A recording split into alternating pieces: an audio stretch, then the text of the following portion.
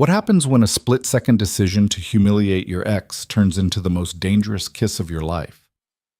When Ava Carter grabbed a stranger at a Milan gallery to make her cheating boyfriend jealous, she had no idea the man she'd chosen was Marco DeLuca, a name that makes powerful people nervous. That impulsive kiss didn't just change her night, it changed everything. Stay with me until the end of this story. Hit that like button and drop a comment telling me what city you're watching from. I want to see how far this tale travels. Now, let me take you back to where it all began. The champagne tasted expensive. Everything at the Galleria Rossini tasted expensive. The canapes, the conversation, even the air felt like it cost more to breathe. Ava Carter stood near a marble column, holding her glass like a shield, watching Alessandro laugh at something the blonde said. The blonde's hand rested on his arm. His arm. The same arm that had been around Ava's waist 3 hours ago when they'd walked into this gallery together. "You okay?" Her friend Simone appeared at her elbow, concern creasing her forehead. "Fine." Ava took a drink. The champagne didn't taste expensive anymore. It tasted bitter. "He's an ass." "I know. You should leave." "I will." But Ava didn't move. She couldn't. Not yet. Not while that blonde kept touching him, kept laughing at his jokes like they were actually funny, like he was actually worth her time. Alessandro Marchetti. 6 months of her life. 6 months of carefully planned dates and expensive dinners and that penthouse apartment overlooking the Duomo. 6 months of feeling like maybe, finally, she'd found someone who saw her as more than just the American girl trying to make it in Milan's cutthroat design world. Turned out he saw her exactly that way. Just another accessory. Easily replaced. The blonde leaned closer. Alessandro's hand moved to the small of her back. "Ava." Simone's voice had an edge now. "Seriously, let's go. Don't give him the satisfaction." But satisfaction was exactly what Ava wanted to deny him. He'd brought her here to parade her around, to show off his American girlfriend to Milan's elite at the most exclusive art opening of the season. Then he'd spotted Chiara, because of course the blonde had a name like Chiara, and suddenly Ava became invisible. She wasn't going to be invisible. "I need to do something first." Ava set down her glass. "Careful got you nowhere except watching your boyfriend flirt with someone else at a party you'd spent 2 hours getting ready for. She needed a man. Any man. Someone tall enough, handsome enough, present enough to make Alessandro look twice. To make him feel even a fraction of what she felt right now." Her eyes scanned the crowd. Too old. Too short. Too drunk. Too... And then she saw him. He stood near the back wall, partially obscured by a Morandi piece, talking to a man in an expensive suit. Not talking, actually. Listening. There was a difference. The other man gestured animatedly while this man simply watched, his posture relaxed but somehow coiled, like a cat pretending to nap. Tall, dark hair, sharp jaw, black suit that probably cost more than her rent. He looked like he belonged in this room but didn't care that he did. Perfect. Ava changed direction, cutting across the gallery floor. Simone called her name, but she ignored it. She had maybe 30 seconds before her courage evaporated completely. 20 seconds. She could see him more clearly now. Older than Alessandro, maybe mid-30s. A scar, faint but visible, cutting through his left eyebrow. Eyes that looked black from this distance, but were probably just very dark brown. 10 seconds. His companion said something. The man's mouth curved. Not quite a smile, but close. It made him look less severe, more human. 5 seconds. Ava reached him, put her hand on his chest, felt expensive fabric and muscle underneath.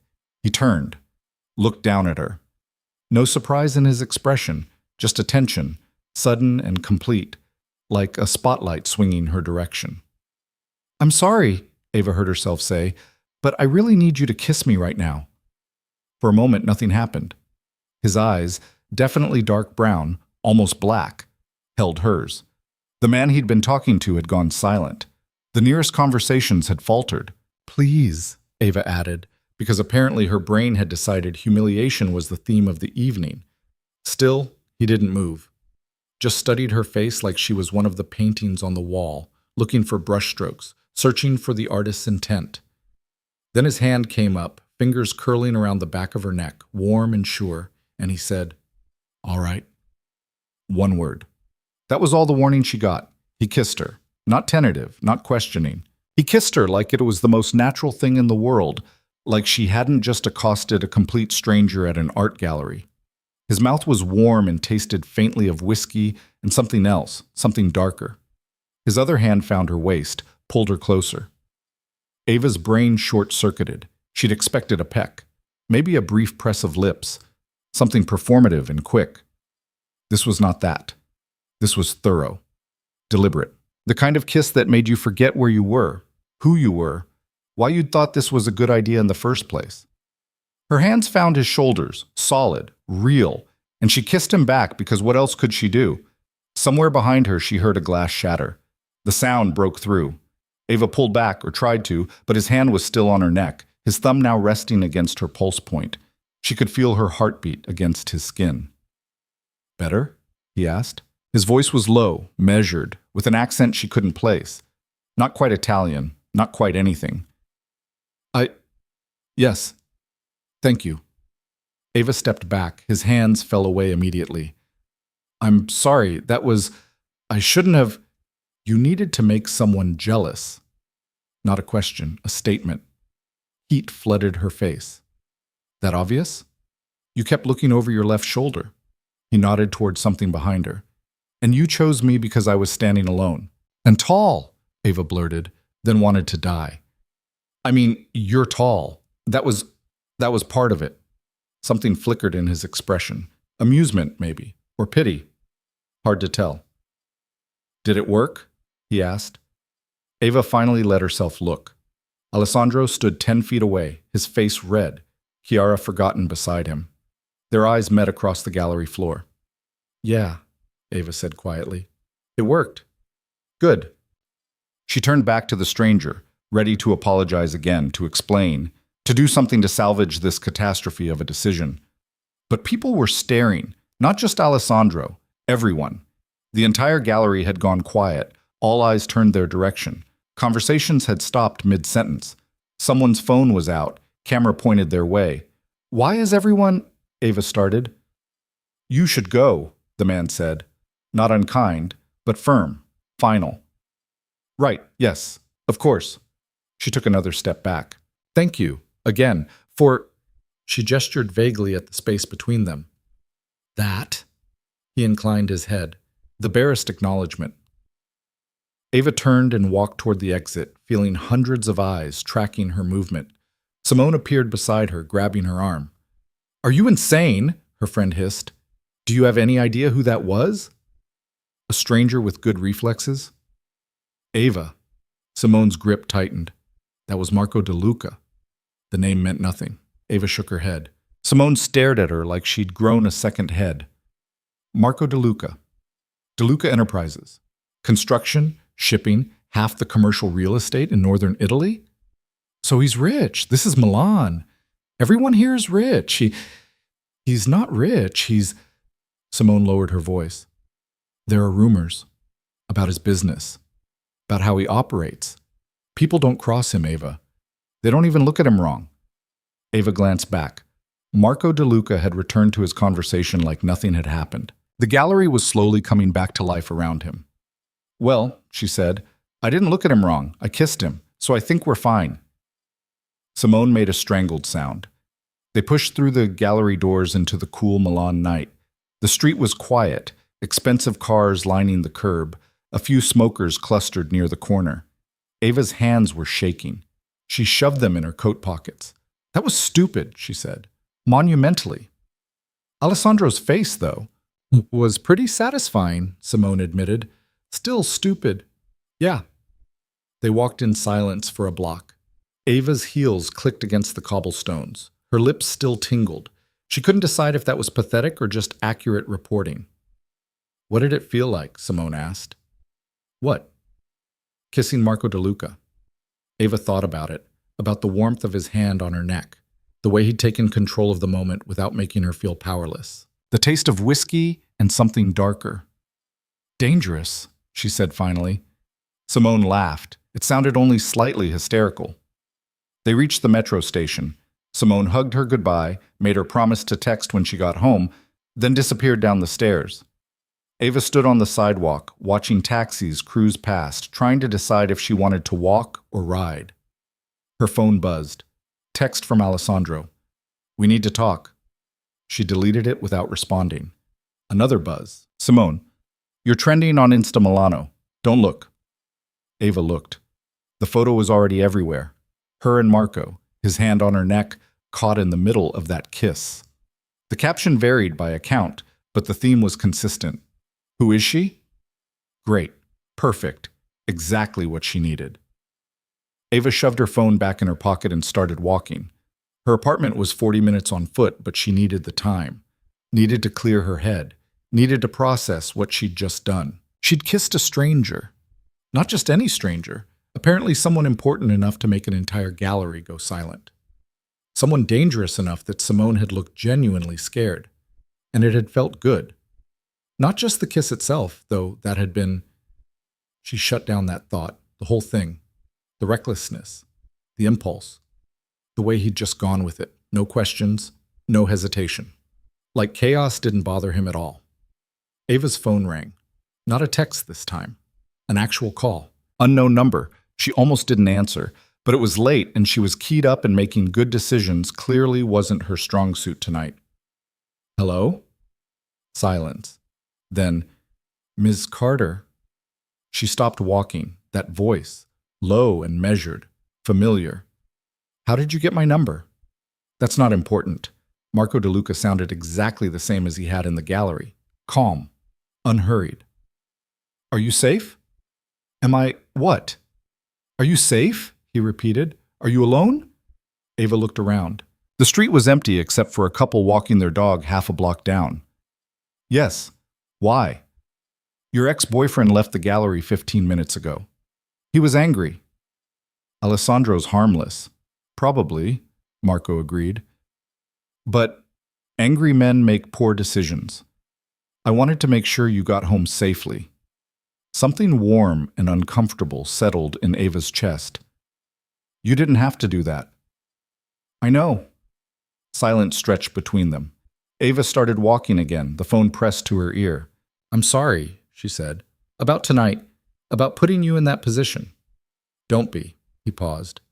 "It was the most interesting thing that happened to me all week." Ava laughed. She couldn't help it. "Your life must be boring. You have no idea." More silence. Comfortable this time. Ava turned onto her street, could see her building up ahead. "I'm home," she said. "Well, almost 30 seconds.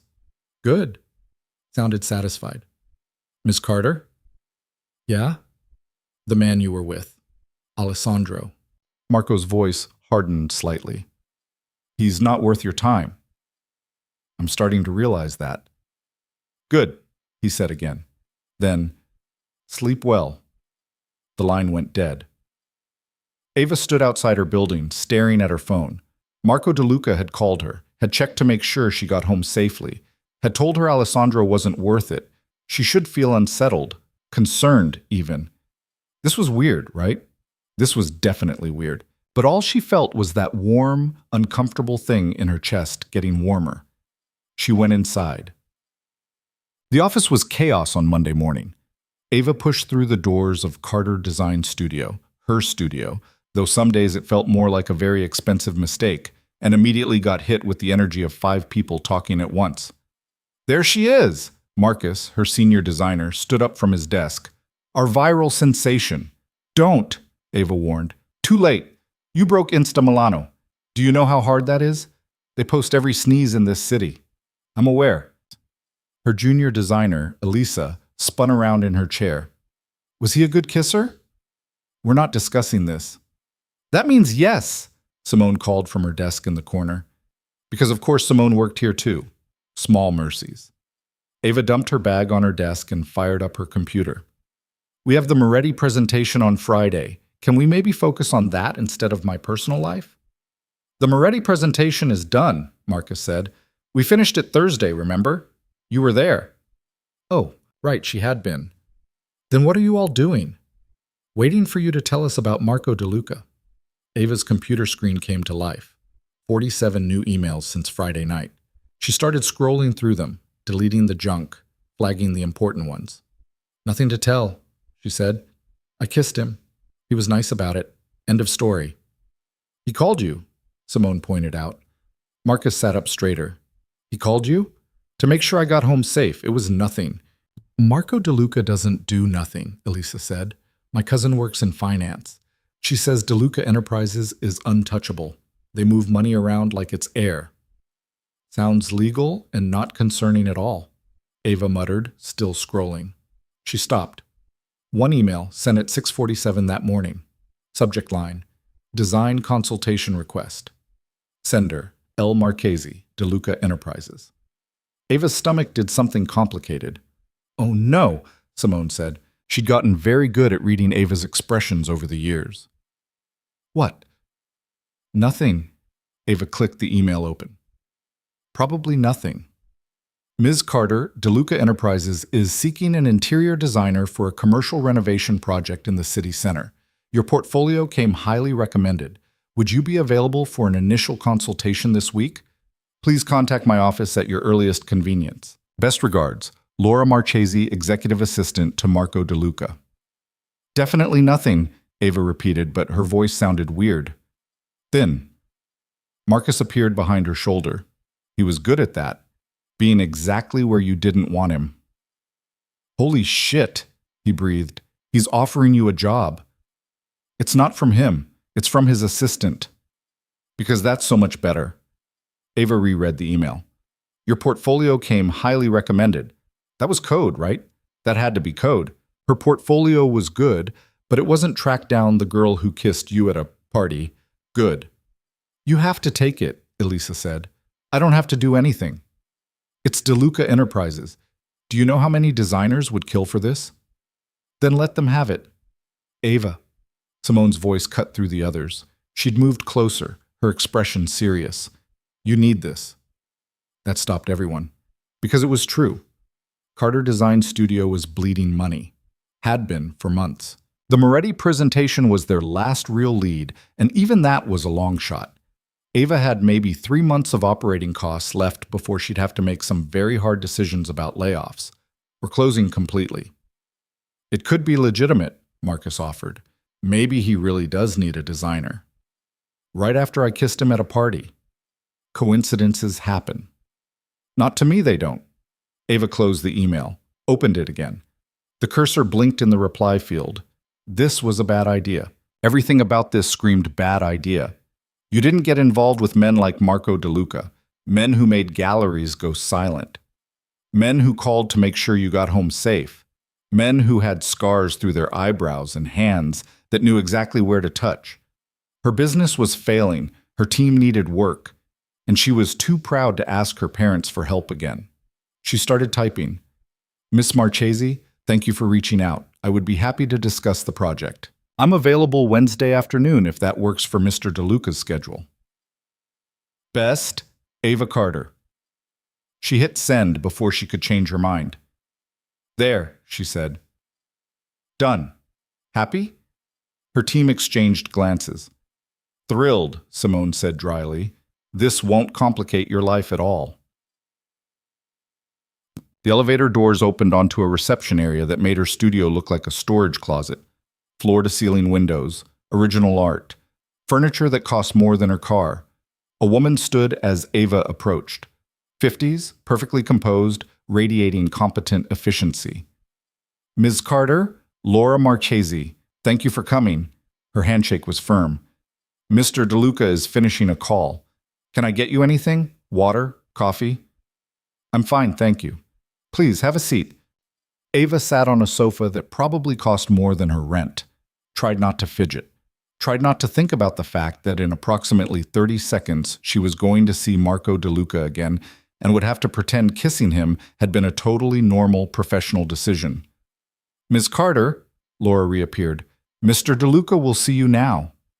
The office was corner-positioned, windows on 2 sides, Milan spread out below like a photograph. Marco sat behind a desk that looked hand-carved, talking on the phone in rapid Italian.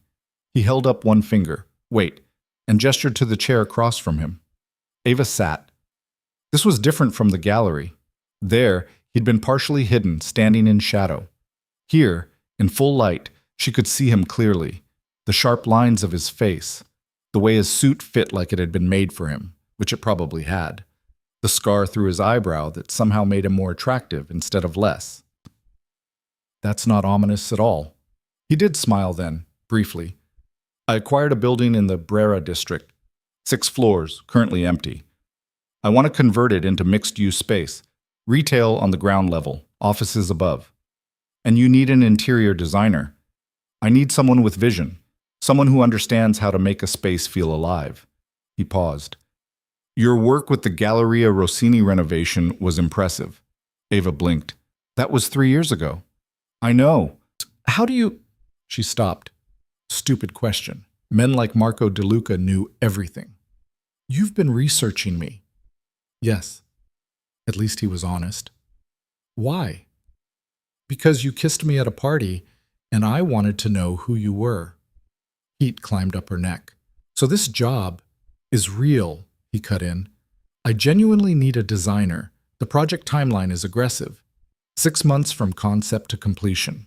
The budget is substantial, and I'm willing to pay well for the right person. But you chose me because you're talented, because your portfolio shows range, and because... He stopped, reconsidered. Because I think you do good work. You think? I know. Ava studied him, trying to find the catch, the angle. There was always an angle. What's the budget? She asked. He named a figure. She managed not to choke. Barely. That was more than her studio made in a year, maybe 2 years. That's generous. It's fair. It's insane. Do you want the job or not, Miss Carter? Did she? This was a bad idea. Everything about this was a bad idea. Marco De Luca was dangerous, Simone had said. People didn't cross him. But he was offering her a lifeline, offering her a way to save her business, to keep her team employed, to prove that Carter Design Studio was more than just a privileged American girl playing at having a career. I want to see the building first, she said. He stood. Let's go. What, now? Do you have other appointments? No, but then now works. He grabbed his jacket from the back of his chair. Unless you'd prefer to schedule something later. Ava stood. Now is fine. They took his car, a black sedan with a driver who appeared the moment they stepped outside. Marco held the door for her, waited until she was settled, then slid in beside her. The car pulled into traffic. Ava watched Milan blur past the window, hyper-aware of Marco sitting 18 inches away. He smelled good. Subtle cologne, expensive soap, something that made her want to lean closer. She didn't lean closer. How long have you been in Milan? He asked. 4 years. You like it? Most days. But not all days. She glanced at him. Does anyone like any city all days? No. He looked out the window. But some cities are harder than others. Milan's been good to me. Mostly. The columns, the exposed brick. Don't try to make it something it's not. Show me. So she did. Ava walked him through her vision, pointing out details, sketching possibilities with her hands. She got lost in it, the way she always did when a space spoke to her. Forgot to be nervous. Forgot about the kiss. Forgot about everything except the work. When she finally stopped talking, she was out of breath. Marco was watching her with something in his expression she couldn't name. What? She asked. Take the job. I haven't said yes yet. You will. He moved closer, not threatening, just present. Because this is what you do. You see what things could be, and you make them real. You don't know that. I do. He was very close now, close enough that she could see gold flecks in his dark eyes. Take the job, Ava. Hearing her first name in his voice did something to her pulse. This is a bad idea, she said. Probably. We kissed 3 days ago. I remember. And now you want to hire me? Yes? People will talk. People always talk. He held her gaze. Do you want to save your business? The question was too direct, too knowing. She should be offended that he knew her studio was struggling. Instead, she just felt tired. Yes, she admitted. Then take the job. Bring your team. Make this building everything it could be. He paused. Let me help you. Why? The question came out barely louder than a whisper. Why do you care? Because you kissed me at a party and didn't apologize until after. The corner of his mouth lifted. Because you see buildings the way I do, like they matter. His expression shifted, became serious. And because I think you deserve better than watching your business fail while your ex-boyfriend moves on with someone new. That stung, but he wasn't wrong. Ava took a breath, let it out slowly. If I take this job, she said, it stays professional. No, she gestured between them. No complications? Agreed. I mean it. So do I. And if you change your mind, I walk. No questions, no penalties. Deal. She studied him, looking for the lie, the catch. But his expression remained open, honest. Okay, she said. I'll do it. Marco smiled, a real smile this time. It changed his whole face. Good. He extended his hand. Welcome to the project, Miss Carter. She shook it. His grip was warm and firm and sent electricity up her arm. Call me Ava, she said. Ava. The way he said her name felt intimate, like a secret. You can call me Marco. She nodded, tried to pull her hand back. He held on for just a second longer, then let go. They stood in the empty building, afternoon light slanting through the dusty windows, Milan humming outside. Ava felt the weight of her decision settling over her shoulders. This was either the smartest thing she'd ever done or the biggest mistake. Hard to tell which. I'll have contracts drawn up, Marco said. Laura will send them over tomorrow. Okay. And Ava? He waited until she looked at him. Thank you. For saying yes. Thank you for asking. They walked back to the car together. The driver appeared like magic, holding the door. Ava slid into the back seat. Marco followed. The drive back was quieter, comfortable. Ava watched the city pass, her mind already racing ahead. She'd need to bring Marcus in immediately, and Elisa would be perfect for the retail concepts. They could do this.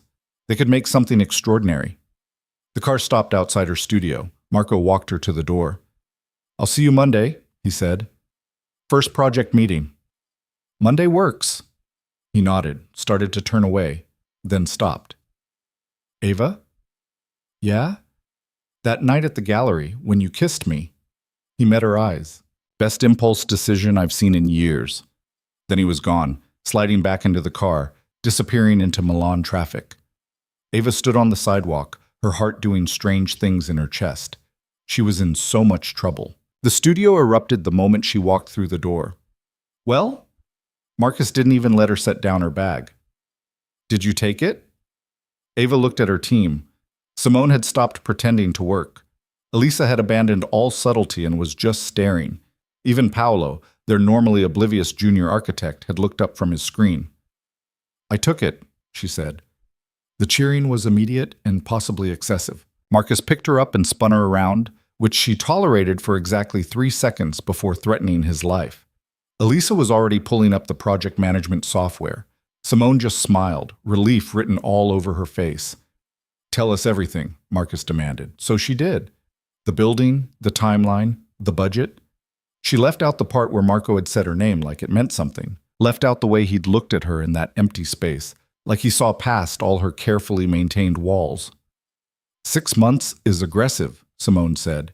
She'd switched into project manager mode, which meant frowning at her tablet. Concept to completion for 6 floors? We can do it. Ava grabbed a marker, moved to the whiteboard. We split into teams. Marcus, you take the retail floor with Elisa. Simone and Paolo handle the office spaces. I'll manage overall design cohesion and client relations. Client relations? Marcus grinned. Is that what we're calling it? Shut up. I'm just saying the man looks at you like Marcus. Like you're the last cannoli in the shop and I will fire you. No, you won't. I'm too pretty. Ava threw the marker at him. He caught it, still grinning. They spent the rest of the afternoon planning, breaking down the project into manageable pieces, arguing over concepts, drinking too much coffee. It felt good, purposeful, Like maybe Carter Design Studio wasn't circling the drain after all. Ava's phone buzzed around 6. Unknown number, but she knew before she even looked. "I need to take this," she said, stepping into her private office. She answered. "Hello? The contracts are ready?"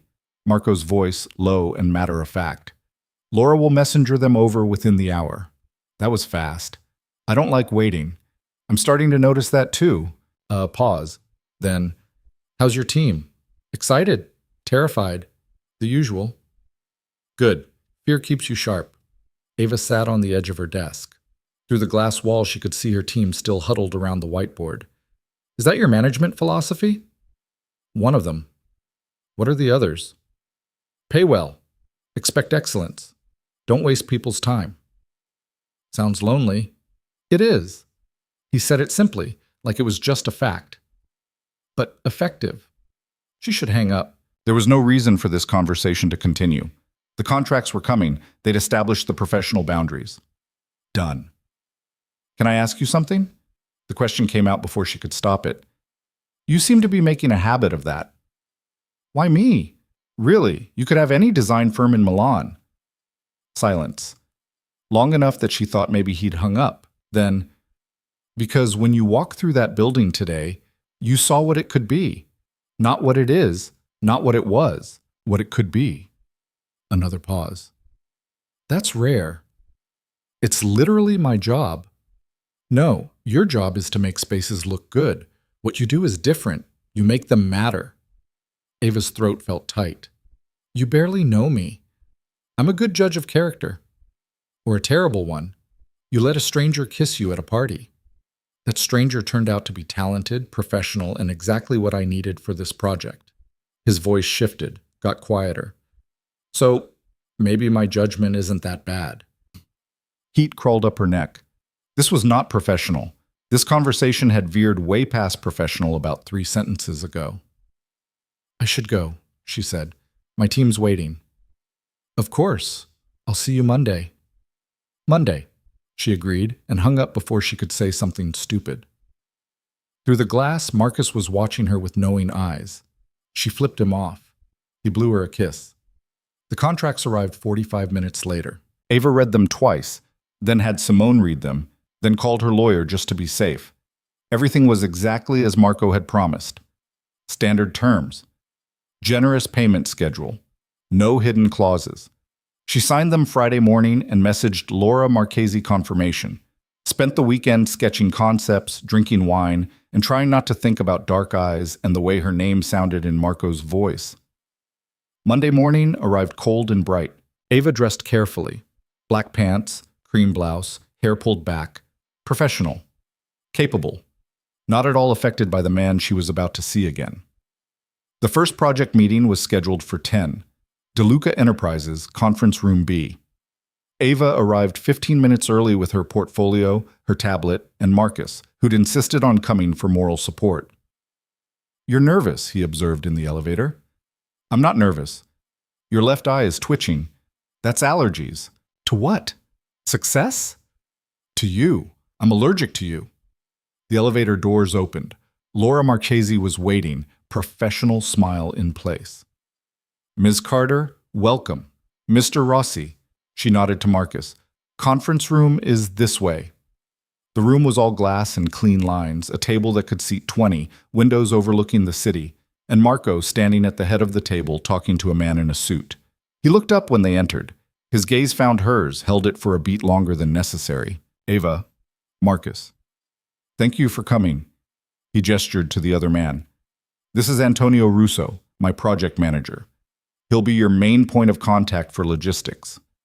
Antonio was 50s, competent-looking, with the handshake of someone who'd built things with his actual hands. "Pleasure," he said. "I've reviewed your initial concepts. Impressive work." They settled around the table. Laura appeared with coffee.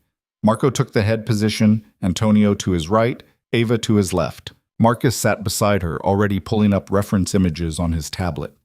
"Before we begin," Marco said, "ground rules. This is a collaborative process. If you see a problem, speak up. If you have a better idea, I want to hear it. What I don't want is politeness that wastes time." He looked at Ava. Agreed? Agreed. Good. Show us what you're thinking. So she did. Ava walked them through her vision for the space. Ground floor retail that felt curated, intimate. Upper floors that balanced industrial heritage with modern functionality. She talked about light, flow, the importance of preserving the building's character while making it viable for contemporary use. Marco listened without interrupting. So did Antonio.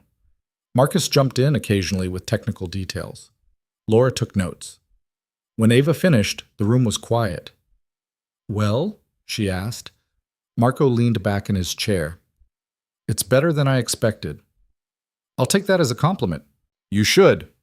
He looked at Antonio. "Timeline? Aggressive but doable. We'd need to start demolition by the end of the month. Make it happen." Just like that. No debate, no committee review. Ava was used to clients who needed 3 meetings just to pick paint colors. Marco made decisions like breathing. They spent the next 2 hours going through details. Budget allocation, material sourcing, contractor selection. Antonio proved to be exactly the kind of project manager Ava loved. Detail-oriented, practical, willing to say no when something wouldn't work. Marco mostly listened, but when he spoke, people paid attention. He had a way of cutting through bullshit, of finding the core issue in any problem. It was impressive and slightly terrifying. "Lunch," he announced at 12:30. "Antonio, can you give us the room?" Antonio gathered his things and left. Laura followed. Marcus looked between Ava and Marco, then stood. I'll just... He gestured vaguely at the door. "Marcus?" Ava said. "Nope. You're good. Very good. Totally professional." He was already backing toward the exit. "Text me if you need bail money." Then he was gone. Ava turned to Marco. "That was subtle." "He's protective of you. He thinks you're going to eat me alive." "Am I?" "I don't know yet." Marco's mouth curved. He stood, moved to the windows. "Come here." It wasn't a request. Ava got up anyway, joined him at the glass. Milan spread out below them, all terracotta roofs and medieval spires mixing with steel and glass. "What do you see?" he asked. She looked, really looked. History, money, ambition, people trying to make their mark. "Do you like it?" "Most days." "But not all days," he said, echoing their conversation from last week. "Some days it feels like everyone here knows something I don't. Like there's a secret handshake and I missed the memo. You're American. That obvious? You apologize too much. Italians don't apologize. We justify." Ava laughed. "Is that what you do?" "I don't do either." He turned to face her. "I make decisions and live with the consequences." They were standing close enough that she could see the scar through his eyebrow in detail. A clean line, precise, not from an accident. "How did you get that?" She gestured at his face. Marco touched it absently. "A disagreement. Long time ago." "About what?" "Money. It's usually about money. Or love." "No." His voice was firm. "Love makes people stupid. Money makes them predictable." "That's cynical." "That's experience." Ava studied him, the sharp lines of his face, the way he held himself, controlled even in stillness. There were layers here, complications, things Simone had warned her about. "What do people say about you?" she asked. "Many things, most of them untrue. But some of them true." "Some," he acknowledged. "Which ones?" He considered her for a long moment. "The ones about being dangerous." It should have scared her. It didn't. "Are you?" she asked. "Dangerous?" "To my enemies, yes. And to people who work for you?" "That depends. Do you plan to betray me?" "No." "Then you're safe." But the way he was looking at her didn't feel safe. It felt like standing on the edge of something high and unstable. "We should eat," Marco said. "There's a place nearby. You'll like it." The restaurant was small and tucked away, the kind of place locals went to avoid tourists. The owner greeted Marco like family, showed them to a corner table, brought wine without asking. "You come here often," Ava observed. "It's quiet." "You like quiet." "I like being able to think." The food arrived. Simple pasta, perfect bread, olive oil that tasted like sunshine. They ate in comfortable silence for a while. "Tell me about New York," Marco said eventually. Ava looked up. "How did you—" "You mentioned a disaster in New York." Right, she had. "It was nothing." "Try again." She set down her fork. "I worked for a firm there. Good firm, respected. I was junior but ambitious. There was a partner, older, married. He made promises about promotions, about making me senior designer. Let me guess. The promises required certain favors. I was stupid enough to believe him, smart enough to say no. He didn't take it well. He fired you. Worse, he made sure no one else would hire me, told people I was difficult, unprofessional, that I'd stolen designs." She picked up her wine.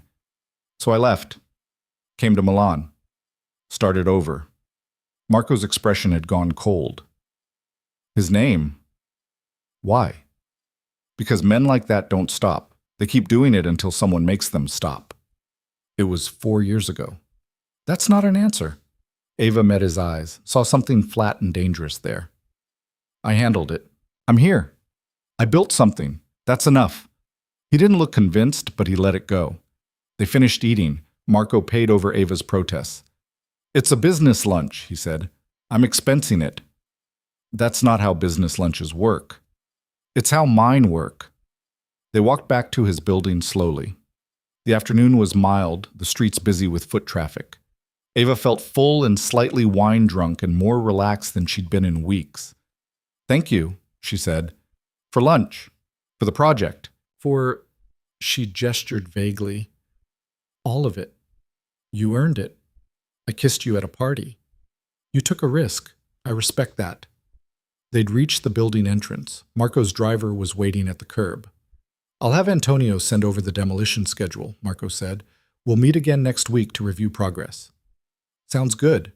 He hesitated. It was brief, barely noticeable, but Ava caught it. Like he wanted to say something but couldn't find the words. "Ava." His phone rang. He glanced at it, frowned. "I need to take this," he said. "Of course." He answered in Italian, his voice immediately sharper. Ava caught a few words: problem, delay, unacceptable. His expression had shifted from open to closed in seconds. She gave him a small wave and headed toward the metro. Behind her, she could hear his voice, controlled but edged with steel. Whatever the call was about, someone was getting their ass handed to them. The week spun up fast. Demolition permits, contractor meetings, material samples spreading across every surface in the studio. Ava lived on coffee and worked 12-hour days and loved every minute of it. Marco was copied on all the emails but rarely responded. Antonio handled most communication. Ava told herself she wasn't disappointed. This was better, professional. Exactly what she'd asked for. Thursday afternoon, her phone rang. Unknown number. She almost didn't answer. But it was 3 o'clock and she needed a break. And maybe it was a contractor with good news for once. "This is Ava." "You sound tired." Marco's voice. Ava sat up straighter, like he could see her slouching. "Long week. How's the project?" "On schedule. Antonio's been great." "Good. He's the best I have." Silence. Ava waited. "There's an event tonight," Marco said. "Fundraiser for the Arts Council. I need to make an appearance." "Okay. I'd like you to come with me." Her brain stuttered. "As what?" "As my date." "I thought we were keeping this professional." "We are. Professionally, it would be useful for you to network, meet potential clients, be seen at these kinds of events." "So it's a business thing?" "Yes." "Then why did you say date?" Another pause. Then quietly. "Because I want you there." Ava's heart did something complicated. "Marco, it's just an event, Ava. A few hours. You wear something nice, we make small talk, we leave. No complications." She should say no. Every functioning brain cell she had was screaming no. "What time?" she asked. 7. I'll pick you up." "You don't know where I live." "Via Tortona, number 47, 3rd floor." "That's not creepy at all." "I'm thorough." "You're invasive." "I'm interested." He said it plainly, like it was just a fact. 7 o'clock. Wear something you feel powerful in. He hung up before she could change her mind. Ava sat at her desk, staring at her phone. Across the room, Marcus was watching her with knowing eyes. Don't, she warned. I didn't say anything. You're thinking it very loudly. I'm just thinking you should wear the blue dress, the one from last year's design awards. This is a business thing. Sure it is. He said networking. Uh-huh. It's professional. Marcus grinned. Keep telling yourself that, boss. At 6:30, Ava stood in front of her closet having a minor crisis. The blue dress was too much. The black one too boring. The red one too... Her doorbell rang. 30 minutes early. Of course. Ava grabbed the blue dress because Marcus was right and she hated that. Threw it on, did something with her hair that looked intentional, and answered the door. Marco stood in her hallway in a tuxedo that probably cost more than her furniture. He looked at her, just looked. You're early, she said. Traffic was light. His gaze traveled from her face to her dress and back. You look professional? Devastating. Heat flooded her face. You said wear something powerful. I did, and you listened. He offered his arm. Ready? She grabbed her clutch, locked her door, took his arm. They walked down 3 flights of stairs because the elevator was broken again. Marco's car waited at the curb. The event was at the Palazzo Reale. All marble columns and Baroque ceilings and people in clothes that cost more than Ava's rent. She recognized faces from magazines, politicians, business leaders, the kind of crowd that made her simultaneously excited and nauseous. Marco's hand found the small of her back as they entered. Steady, grounding. Stay close, he murmured. Some of these people are sharks. And you're not? I'm a different kind of shark. They moved through the crowd. Marco introduced her to everyone, gallery owners, developers, city officials. He made sure people knew she was a designer, made sure they took her card. Ava networked like her life depended on it, because maybe it did. An hour in, they found themselves near the bar. Marco ordered whiskey. Ava got champagne. You're good at this, he said. At what? Reading people, knowing what they need to hear. You make it sound manipulative. It's strategic. There's a difference. Is that what you're doing? Being strategic? He looked at her. With everyone else, yes. With you? He paused. No. Then what are you doing with me? I don't know yet. He said it like it bothered him. That's unusual for me. Before Ava could respond, a voice cut through the noise. Marco, what a surprise! They turned.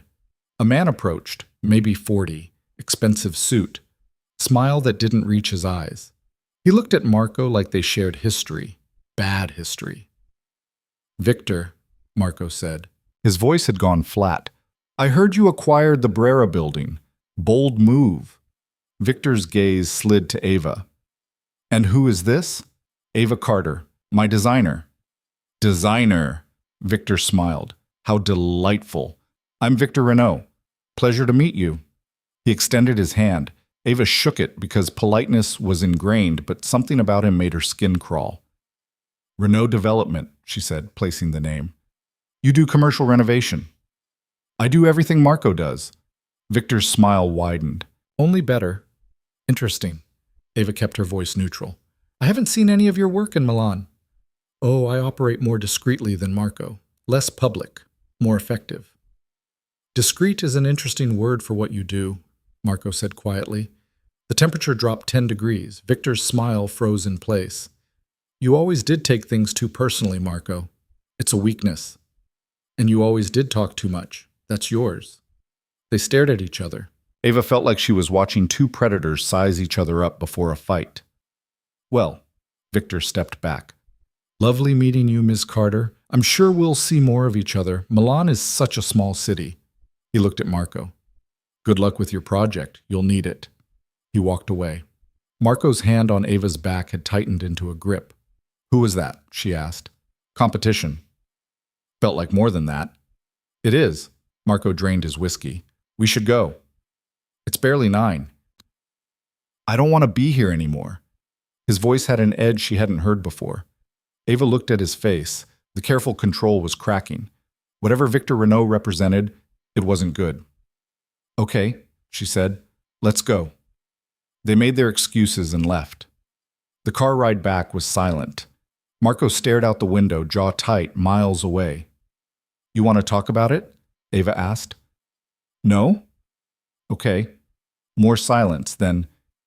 He killed someone I cared about. Ava's breath caught. What? Victor Renault, 5 years ago. A business deal went bad. There was an accident. My brother was driving the car. Marco's voice was eerily calm. The brakes failed. Investigation ruled it mechanical failure. But I know what happened. Marco, I can't prove it. He's too careful, so we play this game. He pushes, I push back, we pretend to be civilized. I'm sorry. Don't be, just... He looked at her finally. Be careful around him. Victor has a talent for finding pressure points.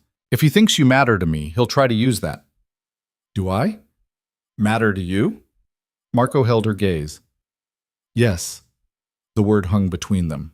Simple and dangerous and true. The car stopped outside her building. Ava didn't move. This is a bad idea, she said. Whatever this is. I know. You're my client. You have enemies. You just told me someone might use me against you. I know, he said again. So what are we doing? Marco reached out, tucked a strand of hair behind her ear. His fingers lingered against her cheek. I don't know, he admitted, but I can't seem to stop. Ava leaned into his hand before she could stop herself. This is going to get complicated. It already is. She should pull back, should thank him for the evening and go inside and maintain the professional boundaries they'd agreed on, should be smart. Instead, she kissed him. Different from the gallery. No audience, no performance. Just them in the back of a car. Milan quiet outside. The taste of whiskey on his mouth. Marco made a sound low in his throat and pulled her closer, his hand sliding into her hair. When they broke apart, they were both breathing hard. That was, Ava started. A complication, Marco finished. Yeah. He rested his forehead against hers. I should let you go. You should. Neither of them moved. Ava. Her name sounded rough in his voice. If you stay in this car, I'm taking you home with me. Your home or mine? Mine. Yours has a broken elevator and I'm not walking 3 flights right now. She laughed. Couldn't help it. That's your concern? The stairs? I'm practical. You're insane. Probably. He pulled back enough to see her face. But I'm giving you a choice. You can go inside. We keep this professional. Or you come with me and we figure out what this is. Ava looked at him. Dark eyes and sharp edges and complications stacked on complications. This was such a bad idea. Career-ending bad. Get your heart broken bad. Take me home, she said. Marco kissed her again, then told the driver an address in a part of Milan Ava couldn't afford to look at apartments in. They drove in charged silence, his hand laced with hers, thumbs moving in slow circles against her palm. His building was modern glass and steel. His apartment was the penthouse, because of course it was. Minimalist furniture, floor-to-ceiling windows, art that was probably worth more than her studio. Ava walked to the windows. The city glittered below them, endless and beautiful. Drink? Marco asked from somewhere behind her. Sure. He brought her wine, red, rich, probably expensive. They stood side by side looking out at Milan. I meant what I said, Marco told her. About Victor. He's dangerous. So are you, apparently. Not to you. How do I know that? He turned to face her fully. You don't. You're going to have to decide if you trust me. That's a big ask. I know. Ava set down her wine. Tell me something true. Something real. Marco was quiet for a long moment. Then, when you kissed me at that gallery, it was the first time in 5 years that I felt something other than anger. The honesty of it hit her in the chest. When Alessandro cheated, she said, I wasn't even surprised. That's how bad it had gotten. I expected to be hurt. You deserve better than that. So do you. They moved at the same time. His mouth found hers, her hand slid into his hair, and everything else fell away. The complications, the warnings, the very good reasons this was a terrible idea. None of it mattered. Just Just them, just the way he touched her like she was something precious and dangerous all at once. They stumbled toward his bedroom. Ava's dress hit the floor somewhere along the way. His jacket followed. By the time they reached the bed, they were both breathing hard and half undressed, and far past the point of stopping. Afterward, they lay tangled in expensive sheets, Ava's head on his chest, listening to his heartbeat slow. "I'm still your client," she said quietly. "I know. This is still a terrible idea." "Probably." She tilted her head to look at him. "Any regrets?" Marco's hand moved through her hair, gentle and sure. "Not even one." Ava closed her eyes. Let herself have this moment. Tomorrow they'd figure out what it meant. Tonight, she was just going to feel.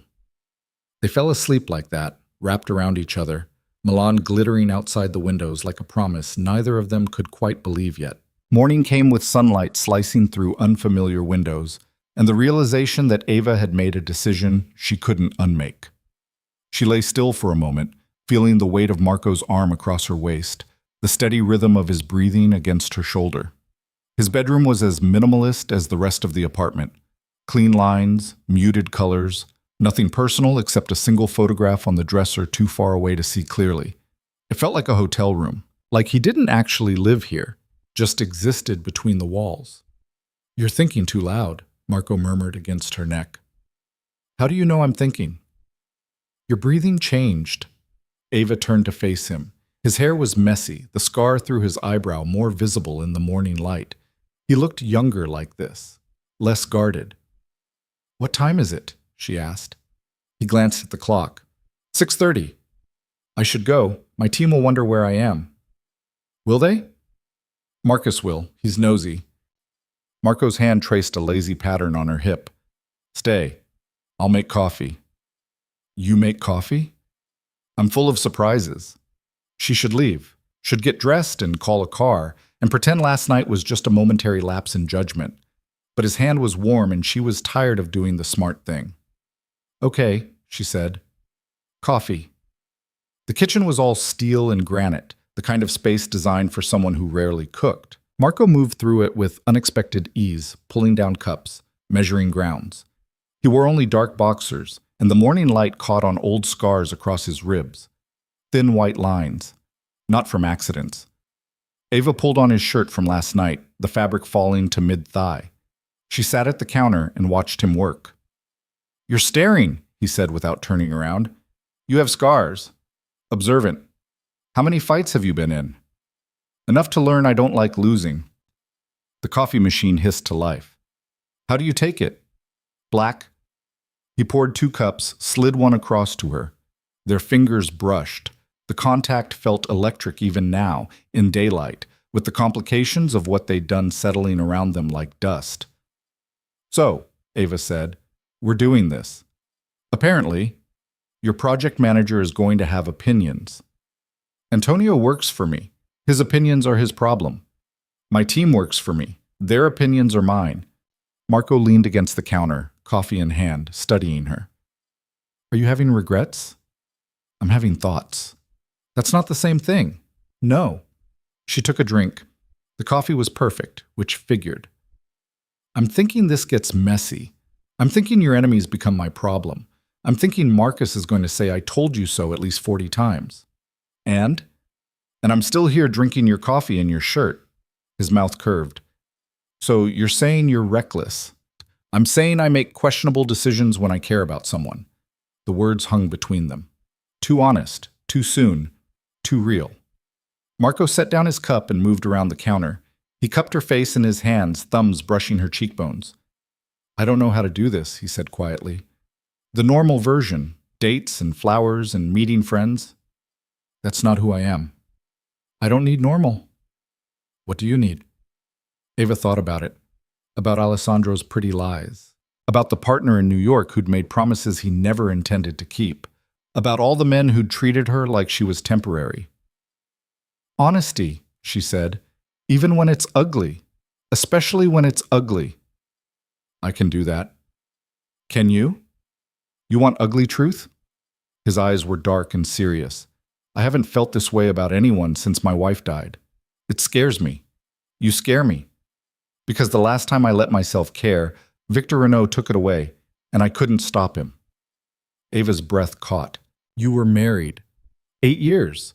She died in the same accident as my brother, the car crash I told you about. His voice stayed level, but something behind his eyes cracked. So when I say this is complicated, I mean I come with wreckage. I mean I have enemies who will hurt you just to hurt me. I mean you should probably walk out that door and forget this happened. But you don't want me to. No, I really don't. She kissed him, soft and deliberate, tasting coffee and honesty and the sharp edge of his fear. When she pulled back, his forehead rested against hers. I'm not walking out, Ava said, but I need you to tell me when things get dangerous. No secrets about the bad stuff. Agreed. And we keep the project separate. What happens here stays here. At work, we're professional. I can do professional. Can you? Because you're currently shirtless in your kitchen and I'm wearing your clothes. Marco smiled. Actually smiled, not the half curve, but something real and warm. Fair point. I'll work on it. They finished their coffee standing close, not quite touching, but not quite separate either. Ava's phone buzzed in the bedroom. Then again, and again. That's Marcus, she said. How do you know? He triple texts when he's panicking. She retrieved her phone. 7 messages, each more concerned than the last. Where are you? Seriously, where are you? If you're dead, I'm going to kill you. Wait, that doesn't make sense, Ava.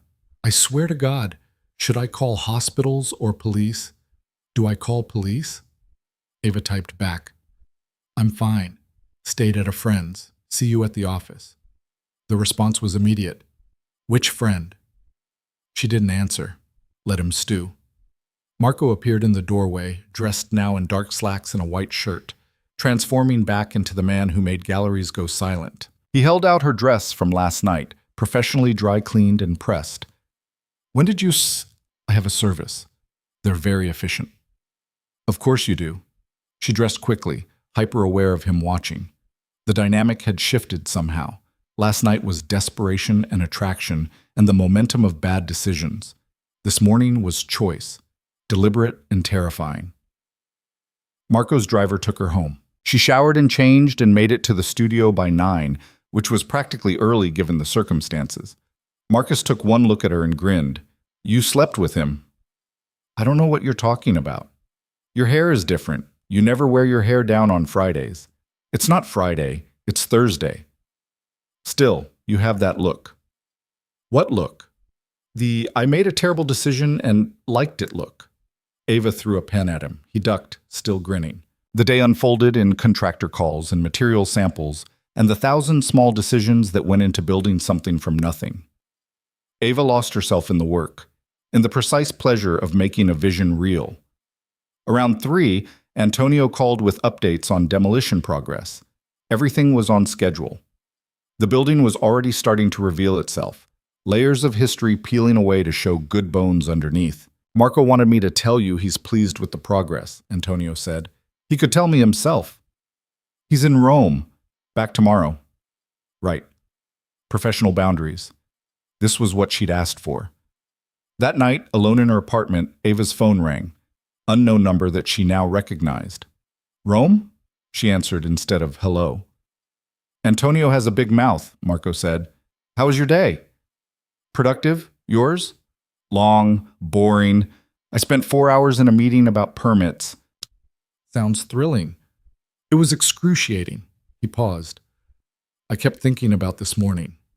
Heat crawled up her neck. Did you? About you and my shirt, about the way you look when you're thinking too hard. Marco.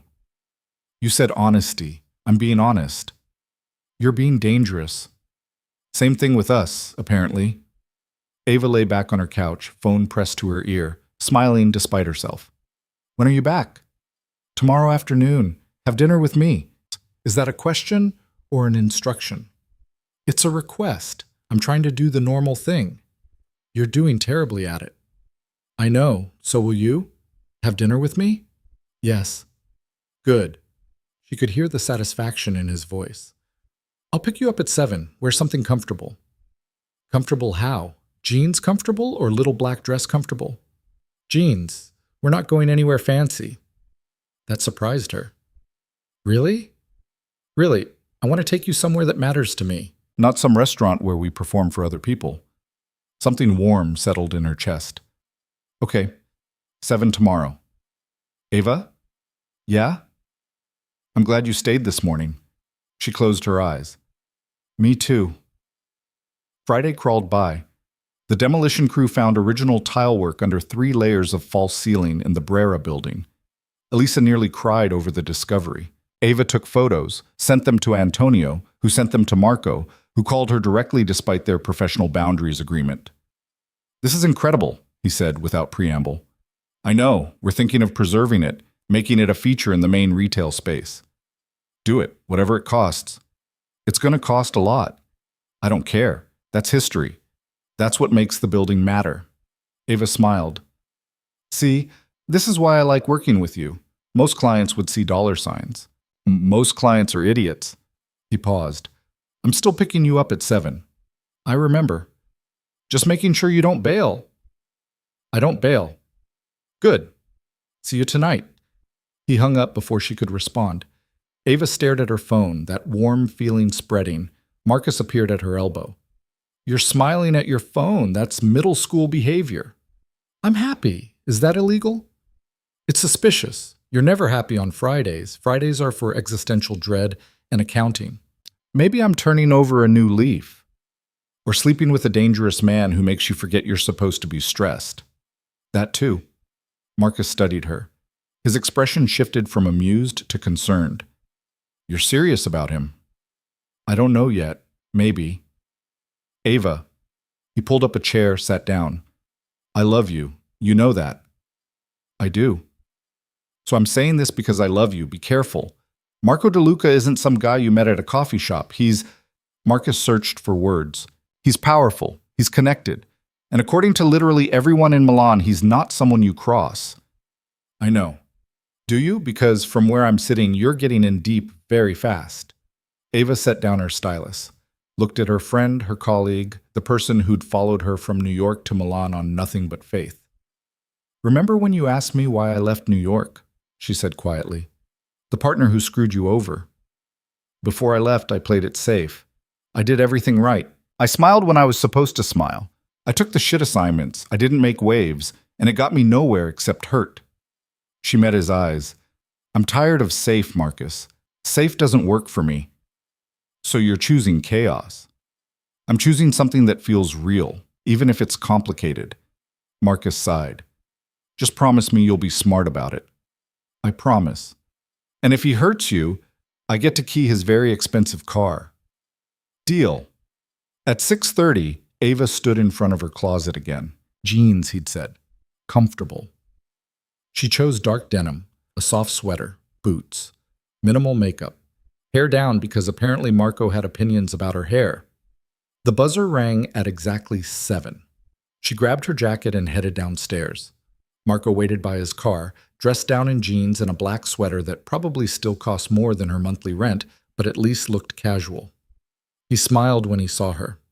You're wearing your hair down, he said. Someone mentioned he liked it. Smart man. He held the car door. They drove north out of the city center into neighborhoods Ava didn't recognize. The buildings got older, the streets narrower. Marco's driver navigated with the ease of someone who'd done this route before. They stopped in front of a small restaurant tucked between a bookshop and a tailor. The sign above the door was hand-painted, faded with age. Through the window, Ava could see maybe 8 tables, all occupied. This is your somewhere special? She asked. My grandmother's restaurant, family owned for 60 years. She passed last year, but my cousin runs it now. He led her inside. The warmth hit immediately, along with the smell of garlic and tomatoes and bread baking. A woman, maybe 30, looked up from the host stand and her face split into a genuine smile. Marco! She came around the desk and hugged him hard. Then she spotted Ava and her eyes went wide. And you brought someone. Ava, this is my cousin Sophia. Sophia, Ava Carter. Sophia shook her hand with enthusiasm. It's been years since he brought anyone here. You must be special. Sophia, Marco warned. What? It's true. Come, come, I have your table. She led them to a corner spot, private but with a view of the whole room. The table had fresh flowers, a candle already lit. You planned this, Ava said as they sat. Sophia planned it. I just told her I was bringing someone important. Important. Would you prefer significant, meaningful, worth impressing? I'd prefer you stop making me blush in public. His smile was wicked. No promises. Sophia returned with wine and bread, disappeared before they could order. Marco poured for both of them. This place, Ava said, looking around. It's beautiful. It's home. Or was. I grew up 3 blocks from here. Spent every Sunday in this restaurant doing homework while my grandmother cooked. Is that where you learned? Learned what? To see what things could be. You talk about buildings the way other people talk about people. Marco considered that. My grandmother used to say everything has a soul, even buildings, even businesses. You just have to pay attention long enough to find it. He picked up his wine. I think that's why I bought the Brera property. It still has a soul, it's just been sleeping. And you want to wake it up. I want to give it purpose again, make it matter. The food arrived in waves. Pasta that tasted like someone's memories. Chicken cooked the way only Italian grandmothers could teach. Vegetables so simple and perfect, they made Ava want to cry. Between courses, Marco told her about growing up in this neighborhood, about his brother Luca, who'd been the charming one, about his wife, Elena, who'd painted and laughed and made him believe in things beyond money and power. She would have liked you, he said quietly. Elena, she would have liked how you see the world. How do I see it? Like it's full of possibility, like broken things can be fixed. He paused. I lost that for a while. After she died, everything just felt empty. Ava reached across the table, took his hand. And now? Now I'm sitting in my grandmother's restaurant with a woman who kissed me at a party and somehow made me remember what hope feels like. He squeezed her fingers. So now feels different. They finished eating. Sophia brought dessert they didn't order and coffee they didn't need and refused payment when Marco tried.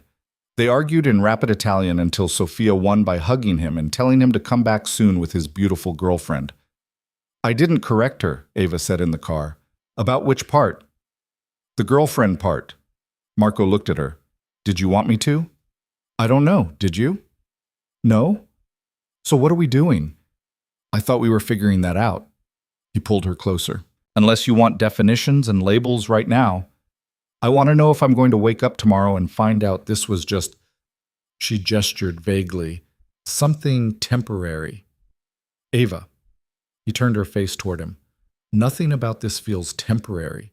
It feels terrifying and inevitable, and like if I'm not careful, I'm going to fall completely and there won't be any coming back from it. That's not very reassuring. You asked for honesty. I did, didn't I? She kissed him. Different from last night's desperation or this morning's tenderness. This was claiming something, making a choice she couldn't undo. When they broke apart, Marco rested his forehead against hers. Come home with me again, he said. Okay. This time felt different, less frantic, more deliberate. They took their time, learning each other in ways they'd been too urgent to notice before. Marco was careful and thorough and attentive in ways that made her chest ache. Afterward, lying in his bed again, Ava felt the weight of what they were building. It wasn't just attraction. It was something more dangerous than that. Something that required trust and risk and the willingness to get hurt. I'm scared, she admitted into the dark. Marco's arms tightened around her. Of what? Of this being real. Of it mattering. Of... She paused. Of Victor Renault or someone like him taking it away. He won't. You can't promise that. No, but I can promise I'll do everything in my power to protect you, to keep you safe. What if that's not enough? He was quiet for a long moment. Then we deal with it together. But I'm not letting you go without a fight. Ava closed her eyes, let herself believe it, let herself hope that maybe, for once, the risk would be worth it. They fell asleep tangled together again, the city quiet outside, the future uncertain but theirs to face. The weekend passed in a blur of work and stolen moments. Marco had meetings. Ava had deadlines. but they found time. Coffee on Saturday morning in his kitchen, lunch on Sunday at a place near her studio, small things that felt enormous. Monday morning brought Ava back to reality with a project meeting at 10. She arrived early, professional, determined to maintain boundaries. Marco was already in the conference room with Antonio, reviewing blueprints. He looked up when she entered. Their eyes met. Held. "Miss Carter," he said formally. "Mr. DeLuca." Antonio glanced between them, said nothing, but his expression suggested he knew exactly what was happening and found it amusing. The meeting was all business: progress reports, timeline adjustments, budget reviews. Ava presented her updated concepts. Marco asked pointed questions. They circled each other professionally, carefully, maintaining the fiction that nothing had changed, except everything had changed. When the meeting ended, Antonio packed up quickly. "I'll leave you two to discuss the finishes," he said, which was code for, "I know what's happening and I'm giving you privacy." The door closed. Ava looked at Marco. "We're terrible at this," she said. "At what?" "Pretending we're just colleagues." "Antonio knows. Everyone probably knows." Marco moved around the table, stopped in front of her. "Does that bother you?" "I don't know yet. Ask me again when it doesn't feel so new." He tucked a strand of hair behind her ear. The gesture was becoming familiar. She was starting to crave it. "Have dinner with me tonight," he said. "We had dinner Friday." "Then have dinner with me again, and tomorrow, and the day after that. People will definitely talk." "Let them." Ava studied his face, the sharp lines, the scar, the dark eyes that saw too much. This man who'd lost people he loved, and somehow still had the courage to risk it again. "Okay," she said. "Dinner tonight." His smile was worth every complication this would bring. The week spun into motion. Progress on the Brera building accelerated. The original tile work was fully revealed, stunning and intact. They found more hidden details, architectural elements that had been covered for decades. Every discovery felt like a small miracle. Ava spent her days managing contractors and her evenings with Marco, finding rhythm in the chaos. He was different than she'd expected. Quieter, more thoughtful. He listened more than he talked, remembered small details, paid attention in ways that made her feel seen. But there were shadows, too. Phone calls he took in other rooms. Meetings that ran late with no explanation. Moments when his expression went hard and distant. When she could see the dangerous man everyone warned her about. Thursday evening, they were at his place when his phone rang. He glanced at the screen and his whole body tensed. "I need to take this," he said. "Okay." He stepped onto the balcony. Through the glass, Ava watched him pace, his free hand clenched into a fist. The conversation lasted 5 minutes. When he came back inside, his expression was carved from stone. "What's wrong?" she asked. "Nothing that concerns you." "Marco." "I'm handling it." "That's not an answer." He poured himself whiskey, drank it in one swallow. "Victor Renault is buying properties around the Brera building. 4 purchases in the last week." Ava's stomach dropped. "Why?" "Because he knows I care about that project. Because he wants to make renovation difficult. Because he's a petty bastard who can't let anything go." "What does that mean for us?" "It means construction will take longer, cost more. It means he'll fight every permit, challenge every decision, make my life difficult." Marco poured another drink. "It's what he does." "There has to be something we can do." "There isn't. Not legally.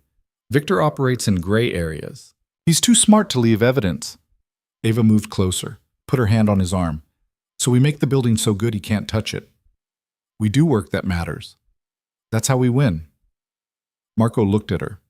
Something in his expression softened. "You really believe that?" "I have to, otherwise what's the point?" He pulled her close, kissed her forehead. "You make it sound simple." "It is simple. Not easy, but simple."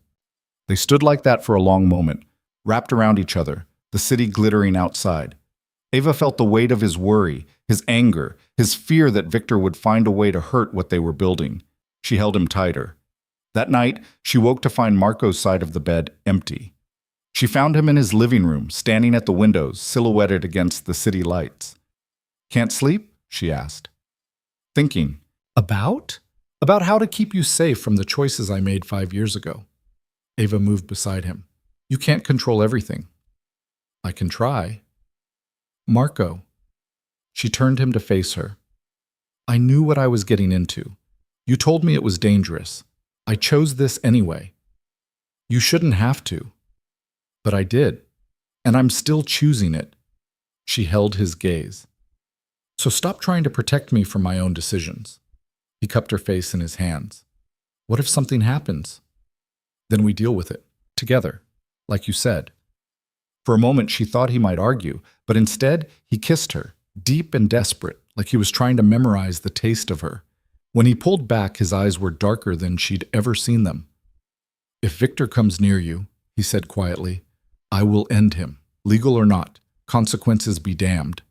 The certainty in his voice should have scared her. Instead, it made her feel safe in a way she'd never experienced. Not because he was threatening violence, but because he meant it. Because she mattered enough that he'd crossed lines he'd carefully avoided for 5 years. Let's hope it doesn't come to that, she said. Let's hope.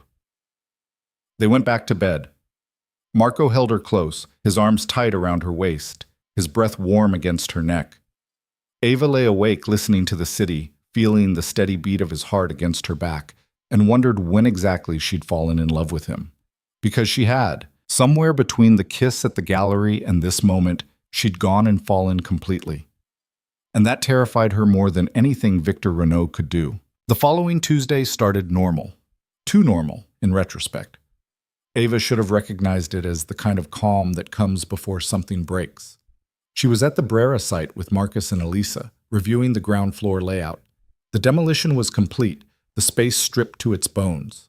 Sunlight poured through the tall windows, catching dust motes and illuminating the original stonework they'd uncovered. It was beautiful in that raw, unfinished way that made Ava's chest tight with possibility. The retail tenants are going to lose their minds over this, Elisa said, photographing the exposed brick.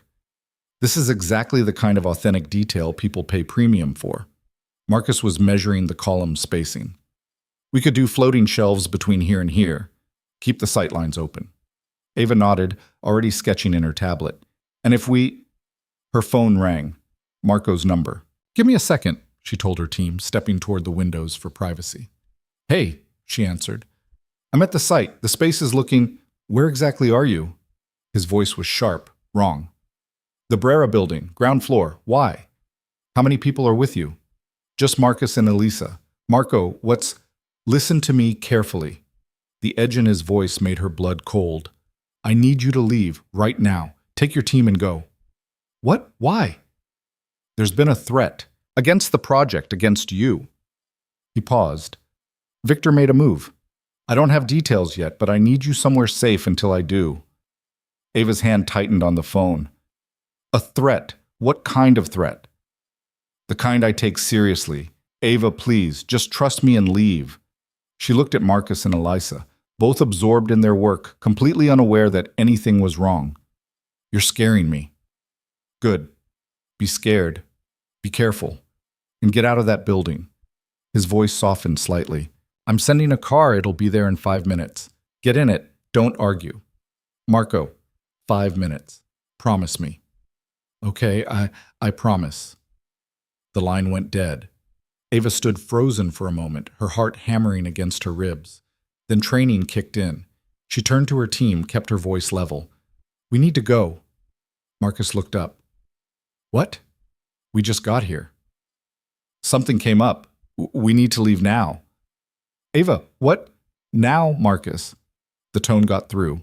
He and Elisa exchanged glances, packed up their equipment without further question. They were outside within 3 minutes, standing on the cobblestone street in weak afternoon sunlight. A black sedan pulled up exactly on time. The driver's window rolled down, revealing a man Ava didn't recognize. Ms. Carter? He asked. Yes. Mr. DeLuca sent me. Please get in. Marcus grabbed her arm. Ava, what the hell is happening? I don't know, but Marco said there was a threat and I need to go. Then we're coming with you. Marcus, not up for debate. You're not getting in that car alone. Ava looked at him. At Elisa, whose face had gone pale but determined. Her team, her friends. People who'd followed her into uncertainty before. Okay, she said. Let's go. They climbed into the sedan. The driver pulled into traffic immediately, moving with the kind of efficiency that suggested he'd done this before. Ava's phone rang again. Marco. Are you in the car? He asked. Yes, with Marcus and Elisa. Good. The driver will bring you to my office. There's security here. You'll be safe. Safe from what? Marco, you need to tell me what's happening. She heard him take a breath. Victor sent a message, through intermediaries. He's targeting the Brera project, making it personal. He mentioned you by name. The world tilted. He what? I'm handling it, but until I know his next move, I need you somewhere I can control the variables. You mean somewhere you can watch me? Yes. At least he was honest. And my team? They're with you. They're safe. He paused. I'll explain everything when you get here. 20 minutes. The drive felt longer. Ava sat pressed between Marcus and Elisa, watching Milan blur past the window, trying to process what was happening. Victor Renault knew her name, was using her as leverage, had made her part of whatever sick game he and Marco had been playing for 5 years. Marcus finally broke the silence. I'm going to say it. Don't, Ava warned. I told you so. Marcus? I told you Marco DeLuca was dangerous. I told you to be careful. And now we're in a car being driven to a secure location because some other dangerous guy is threatening you. You done? Not even close, but I'll pause for now. Elisa reached for Ava's hand, squeezed it. Are you okay? Ask me later. The DeLuca Enterprises building appeared ahead. The driver pulled into an underground garage, navigating through multiple security checkpoints. They took a private elevator directly to the top floor. Marco was waiting when the doors opened. He moved immediately to Ava, his hands framing her face, eyes searching hers. You're okay, he said. Not a question, a statement he needed to confirm. I'm fine. Confused and annoyed, but fine. He pulled her against him briefly, then seemed to remember they had an audience. He released her, stepped back, turned to Marcus and Elisa. Thank you for staying with her. Marcus crossed his arms. You want to tell us what's going on? Conference room, now. They followed him down the hall. Laura was there, along with Antonio and 2 men Ava didn't recognize. Security, based on their suits and the way they stood. Marco gestured for everyone to sit. He remained standing, his posture rigid. 3 hours ago, he began, Victor Renault approached one of my contractors, offered him triple rate to abandon the Brera project. When the contractor refused, Victor made it clear the offer wasn't optional. He mentioned Ms. Carter specifically, said it would be unfortunate if something happened to the American designer who was getting too close to things that didn't concern her. The room went quiet. Ava felt ice settle in her stomach. That's a direct threat, Antonio said quietly. Yes. Have you contacted the police? Victor's too smart for that. The contractor who reported this won't go on record. He's scared. They all are. Marco's jaw tightened. Victor operates in shadows, always has. But this, mentioning Ava by name, this is new. Why now? Ava asked. What changed? Marco looked at her. You did.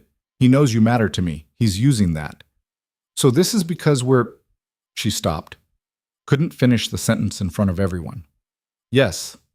No hesitation, no softening it. This is because of us. Marcus stood up. Then maybe you should fix it. End whatever this is before Ava gets hurt.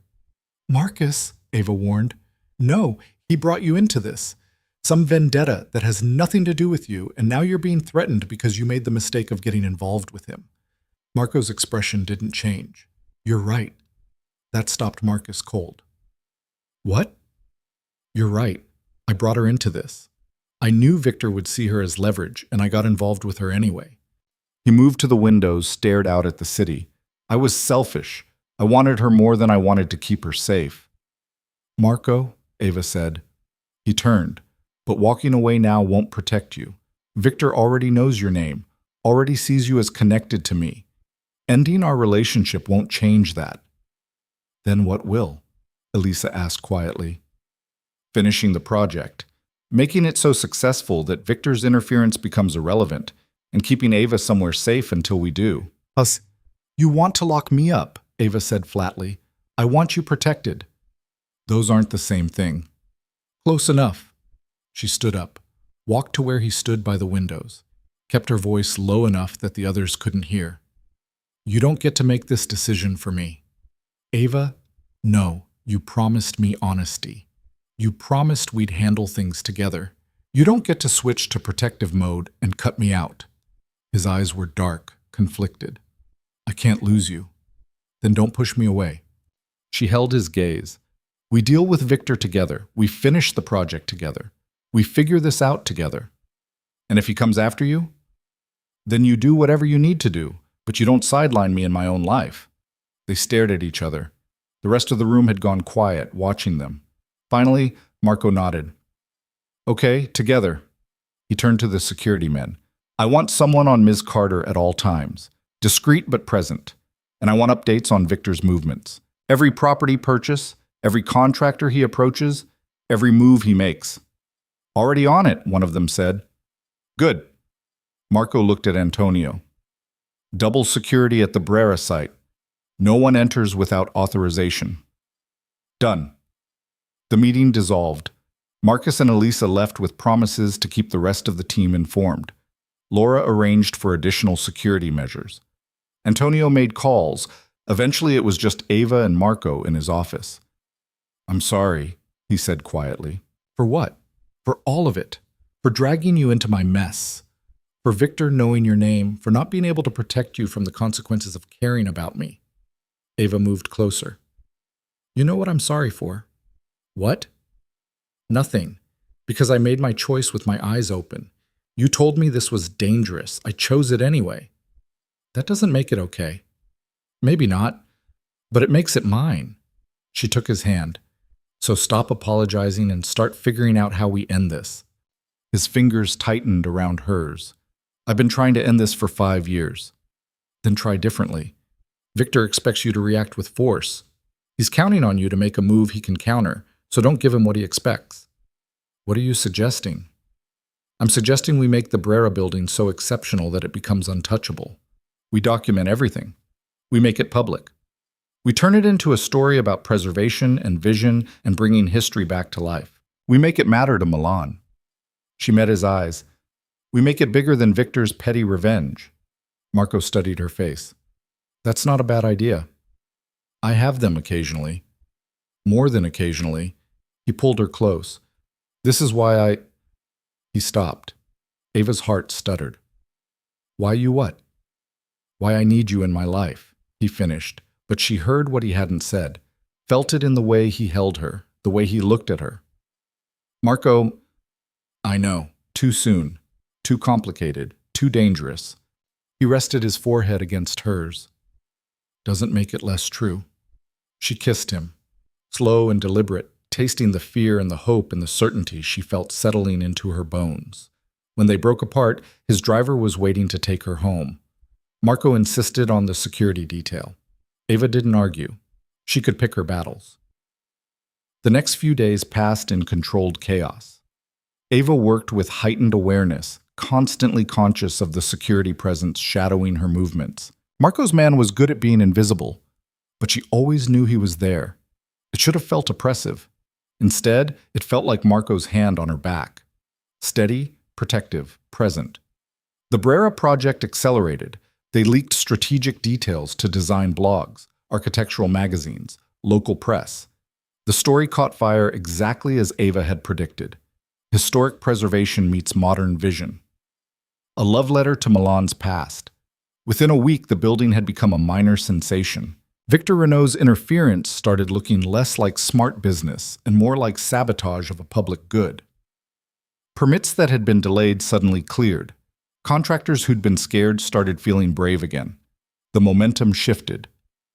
Friday afternoon, Ava was at her studio reviewing fabric samples when her phone rang.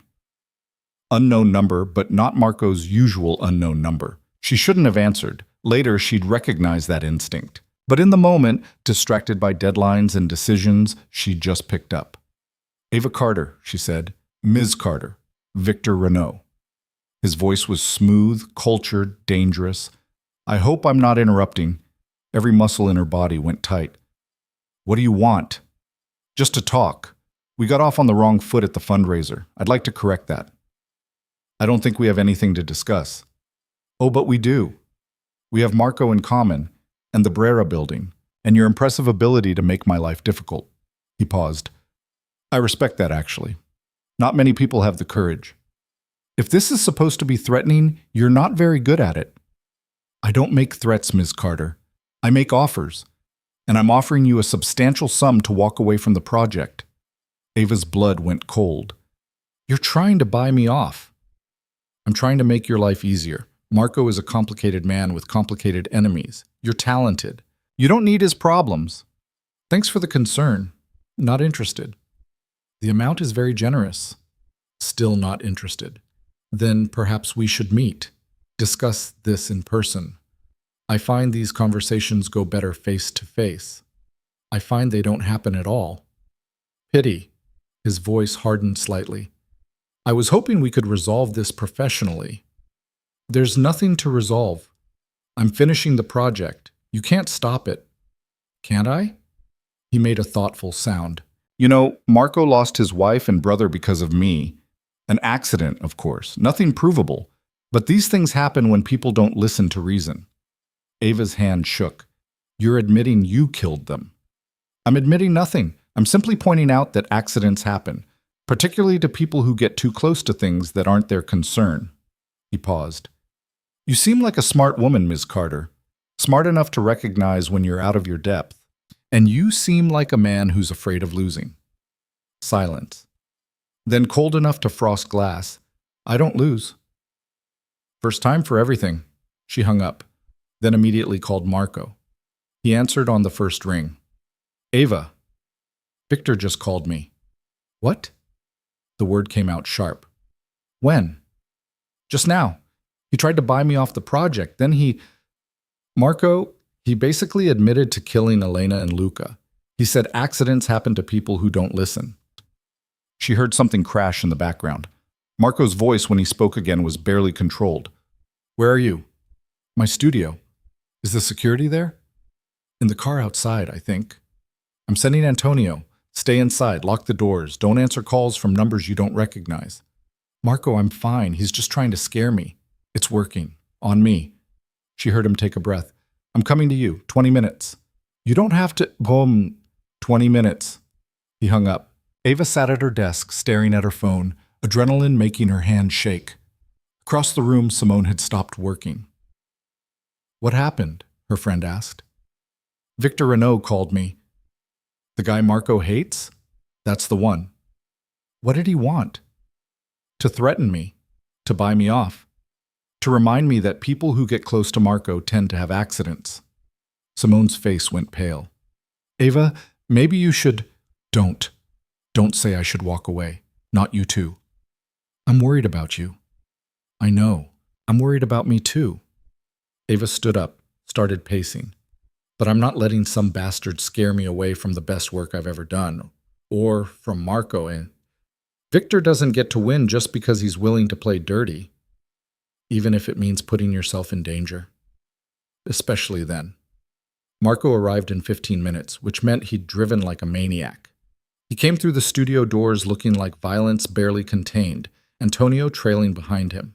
Everyone out, Marco said to the room. Now. Simone, Marcus, Elisa, and Paolo scattered without argument. Antonio positioned himself by the door. Marco moved straight to Ava, his hands on her shoulders. Tell me exactly what he said. So she did. Every word she could remember. Marco's expression got darker with each sentence. When she finished, he was quiet for a long moment. He's escalating, he said finally, because the project is working, because the publicity is making him look bad, because he knows you matter to me. Marco's hands tightened on her shoulders. And he's using that. So we don't give him ammunition. We finish the project. We do it so well that Victor's interference becomes irrelevant. Ava, he just threatened you. He's been threatening you for 5 years. You didn't back down. That's different. Why? Because I'm a woman? Because you think I can't handle it? Because I love you. The words came out raw and unfiltered.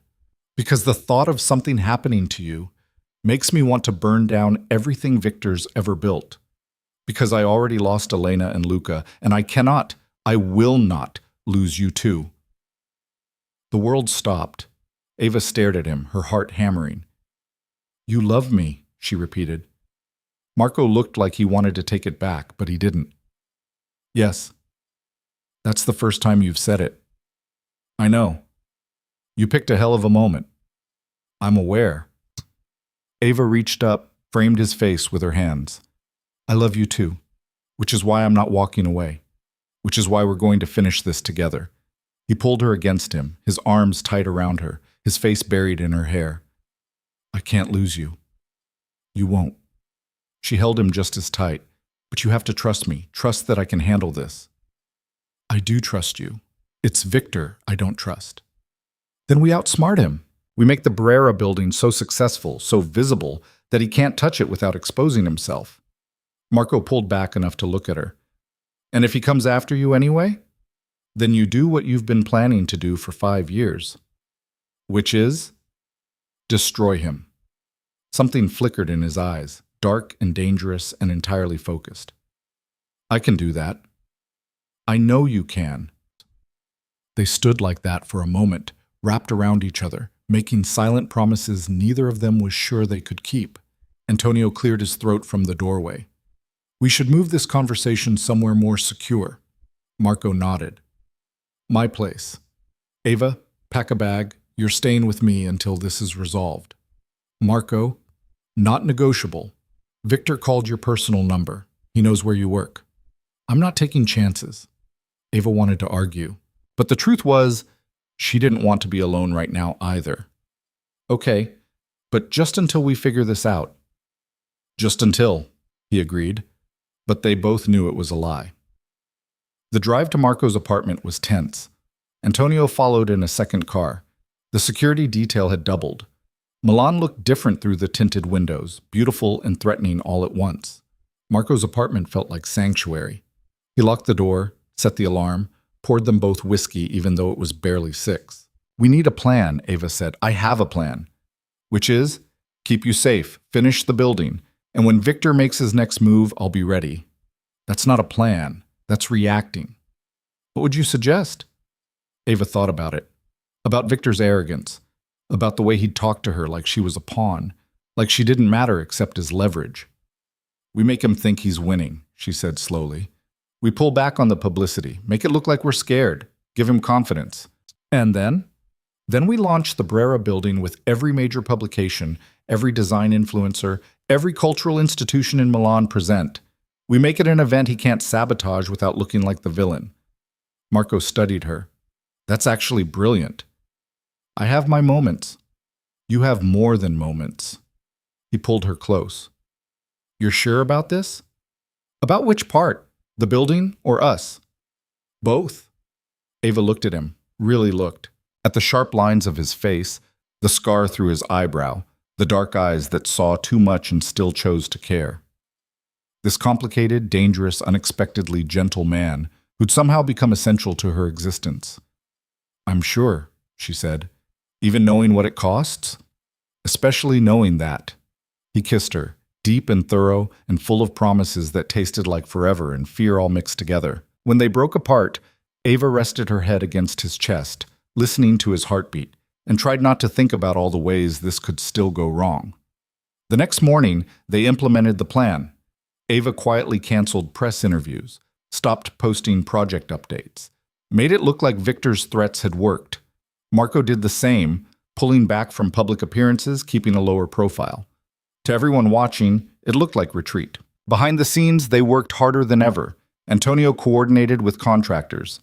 Ava refined every detail until the building was perfect. They planned the launch event with military precision, 3 weeks out, invitation only, impossible to ignore. Victor took the bait. His property purchases around the Brera building slowed. His contractor interference eased. He thought he'd won.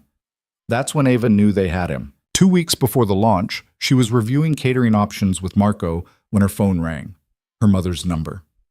I should take this, she said. She'll worry if I don't. Marco nodded. Ava stepped into the bedroom. Hey, Mom. Ava, sweetie, I haven't heard from you in weeks. How's Milan? Good. Busy. I'm working on a big project. That's wonderful. Your father and I were thinking about visiting next month. Would that work? Ava hesitated. The thought of her parents meeting Marco, of them seeing the security detail, of explaining why her boyfriend had enemies who made threats. Maybe not next month, she said carefully. Things are complicated right now. Complicated how? Just work stuff, deadlines. Her mother was quiet for a moment, then, Ava, are you in some kind of trouble? What? No, I'm fine. You sound stressed. I am stressed, but it's good stress. Project stress. Another pause.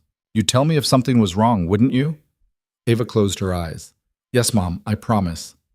They talked for a few more minutes before Ava made an excuse to hang up. She sat on the edge of Marco's bed, staring at her phone, feeling the weight of all the things she wasn't saying. Marco appeared in the doorway. Everything okay? My mom wants to visit. That's good, isn't it? It would be if my life wasn't currently full of security details and men who make death threats. Mom. She looked up at him. How do I explain you to my parents? What's to explain? Oh, this is Marco. He's my boyfriend. He's also possibly involved in organized crime and currently being targeted by a sociopath who killed his wife. Would you like some coffee? Marco's mouth curved. I'm not involved in organized crime. The possibly is doing a lot of work in that sentence. I run legitimate businesses. Some of my associates are less legitimate. That's not the same thing. You're parsing semantics. I'm being accurate. He sat beside her. But you're right.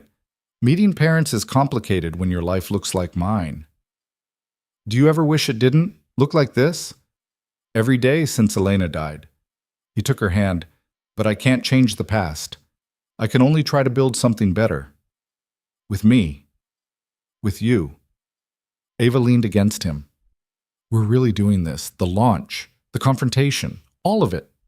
We are. And you're ready? I've been ready for 5 years.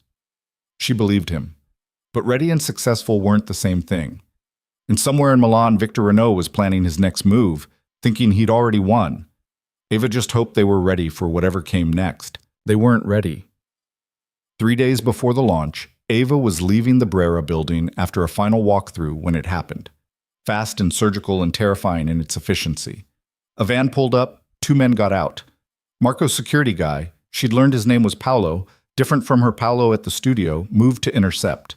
One of the men shot him. Not with a gun. A tranquilizer dart. Paolo went down hard. Ava ran. Made it maybe 10 feet before someone grabbed her from behind, a hand clamping over her mouth. She bit down hard, tasted blood, heard cursing. Then something pricked her neck and the world went sideways. The last thing she saw was the Brera building, beautiful and almost finished, receding as they dragged her into the van. She woke up in darkness. Complete darkness. Her head throbbed and her mouth tasted like copper and chemicals. She was sitting in a chair, her hands zip-tied behind her back, her ankles bound to the chair legs. Ava forced herself to breathe slowly, to think. She was alive. That was something. They hadn't hurt her beyond the tranquilizer. That was something too. But where was she? And how long had she been out? Light flooded the space. Ava squinted against it, her eyes adjusting slowly. She was in some kind of warehouse.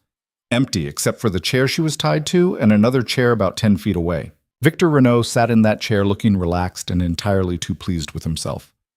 Ms. Carter, he said, I apologize for the dramatics, but you wouldn't accept my invitation to meet, so I had to improvise.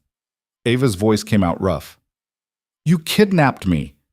I borrowed you, temporarily. He stood, moved closer. I want you to understand something. This isn't personal. You seem like a nice woman, talented, ambitious. Under different circumstances, I might have hired you myself. How generous. But you made a choice. You chose Marco. And Marco is someone who needs to learn that actions have consequences. So this is about him, not the building. It's about both. Victor circled her chair. The building is just property. But you're the first thing Marco has cared about since Elena. That makes you valuable. And value can be leveraged. Ava's mind raced. Marco would be looking for her by now. Paolo would have reported the abduction. Security would be mobilized. She just needed to buy time. "What do you want?" she asked. "I want Marco to withdraw from the Brera project, transfer it to me. Publicly acknowledge that he overstepped." "He'll never do that." "He will, for you." Victor stopped in front of her. "Because that's his weakness. He cares too much. It's what got Elena killed. It's what will get you killed if he doesn't cooperate." "You really did kill her. It wasn't an accident."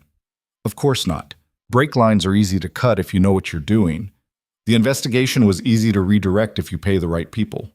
He said it casually, like discussing the weather. Marco had been warned. He didn't listen, so I took away what mattered most. Rage flooded through her. "You're insane." "I'm practical. Marco and I have been competing for years. He needed to understand there are lines you don't cross, rules you don't break." Victor checked his watch. He should be getting my message right about now. As if on cue, Ava's phone, which Victor must have taken from her, buzzed on a nearby table. Victor picked it up, smiled at the screen. "Right on schedule. He's offering to trade himself for you. How noble." He typed something, then set the phone down. "I told him to come to the old shipping warehouse on Via Micanat. Alone. He'll do it, of course, because he's predictable that way." "And then what? You kill us both?" "Don't be dramatic. I'm not a murderer." He paused. "Well, not anymore. These days I prefer leverage. I'll let you both live. In exchange for complete withdrawal from Milan. Marco moves his business elsewhere. You close your studio. Everyone walks away. You think he'll agree to that?" "I think he'll agree to anything to keep you safe." Victor returned to his chair. "Now we wait." Ava tested the zip ties. Too tight. Her hands were already going numb. She looked around the space, searching for anything useful. But it was empty. Just concrete floors and high windows, and the distant sound of traffic. She thought about Marco, about his face when he'd said he loved her, about the way he held her like she was something precious, about the promise they'd made to handle things together. She hadn't kept that promise. She'd gotten herself kidnapped, made herself the exact liability he'd feared. But she wasn't helpless, and she wasn't giving up. "Can I ask you something?" Ava said. Victor looked amused. "By all means." "Was it worth it? Killing Elena and Luca? Spending 5 years playing these games? All because Marco beat you at business?" "It wasn't about business. No. It was about respect. Marco came to Milan thinking he could take whatever he wanted, build whatever he wanted, like the city belonged to him." Victor's voice hardened. "I was here first. I built my empire from nothing. And he just waltzed in, charmed the right people, made me look second-rate." "So this is about your ego. This is about knowing your place. And murdering his family was how you taught him that lesson." "I gave him multiple warnings. He ignored them." Victor stood again, agitated now. "Elena was collateral damage. Unfortunate, but necessary. Marco needed to learn that in Milan, I make the rules. Except he's still here, still building, still beating you." "Not for much longer." Ava laughed. She couldn't help it. The sound was harsh and slightly unhinged. "You don't get it. You kidnapped me thinking it would break him, but all you did was guarantee he'll destroy you." "He can try." "He won't try. He'll succeed, because you just made this personal in a way that can't be undone." Victor's expression darkened. He moved toward her fast, and Ava braced for impact, but he just grabbed her chin, forced her to look at him. "You know what I think? I think you're bluffing. I think you're scared. And I think when Marco gets here, you'll both do exactly what I tell you to." "Think whatever you want," Ava said. "You already lost. You just don't know it yet." He released her roughly, checked his watch again. "He should be here soon." 20 minutes passed, then 30. Ava's hands had gone completely numb. Her head still throbbed, but she kept her expression neutral, her breathing steady. Then she heard it. The distant sound of cars. Multiple cars. Victor heard it too. He moved to the window, looked out, and his expression changed. "What?" The warehouse doors exploded inward. Not literally, but it felt that way. Marco came through first, followed by Antonio and at least a dozen men in tactical gear. Not police. Private security. The kind that didn't ask questions. Victor grabbed for something, a gun, Ava realized with horror, but Antonio was faster.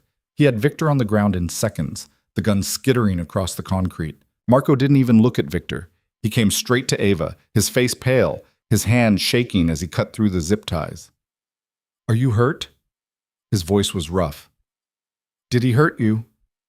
"I'm okay. Tranquilizer, that's all." He pulled her up into his arms, his whole body trembling. "I thought, when Paolo called, I know, I'm sorry. I should have been more careful." "This isn't your fault." He pulled back, cupped her face. "None of this is your fault." Across the warehouse, Antonio had Victor in restraints. The security team was clearing the space, checking for additional threats. "How did you find me?" Ava asked. "Paolo had a tracker in his jacket. When he went down, it activated. We followed the van's route, checked traffic cameras." Marco's hands were still shaking. "I called in every favor I had, every contact, every one. The message Victor sent said to come alone. I don't follow rules from men who kidnap the people I love." He kissed her forehead, her cheeks, her mouth. "I'm sorry. I'm so sorry. This is exactly what I was afraid of. But I'm fine. We're fine. He could have killed you. But he didn't, and now we have him." She looked over at Victor, who was being hauled to his feet. He confessed. To Elena and Luca. To everything. Marco went very still. "What?" "He told me he cut the brake lines, that he paid off investigators. He was bragging about it." Ava met his eyes. "I recorded it." "How?" She gestured to her smartwatch still on her wrist. "Voice memo. It's been running since I woke up." For a moment, Marco just stared at her. Then he laughed. Actually laughed. The sound startled and genuine and slightly disbelieving. "You recorded his confession." "I got kidnapped by a supervillain. I improvised." He kissed her again, hard and thorough and full of relief. "You're incredible." "I'm practical." Antonio approached with Victor in tow. The man looked nothing like the composed figure who'd sat in that chair 20 minutes ago. He looked defeated, scared. "What do you want to do with him?" Antonio asked Marco. Marco looked at Victor for a long moment. Ava could see the war happening behind his eyes. The anger, the grief, the 5 years of wanting revenge. "Call the police," he said finally. "We have his confession. Let the justice system handle it." Victor's eyes widened. "You can't." "I have connections. Money. I'll walk." "Not for murder. Not with recorded evidence." Marco moved closer. "You wanted to teach me about consequences. Here's yours.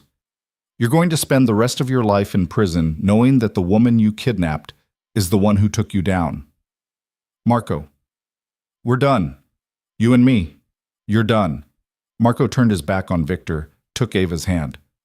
"Let's go home." The police arrived minutes later. Ava gave her statement, handed over the recording.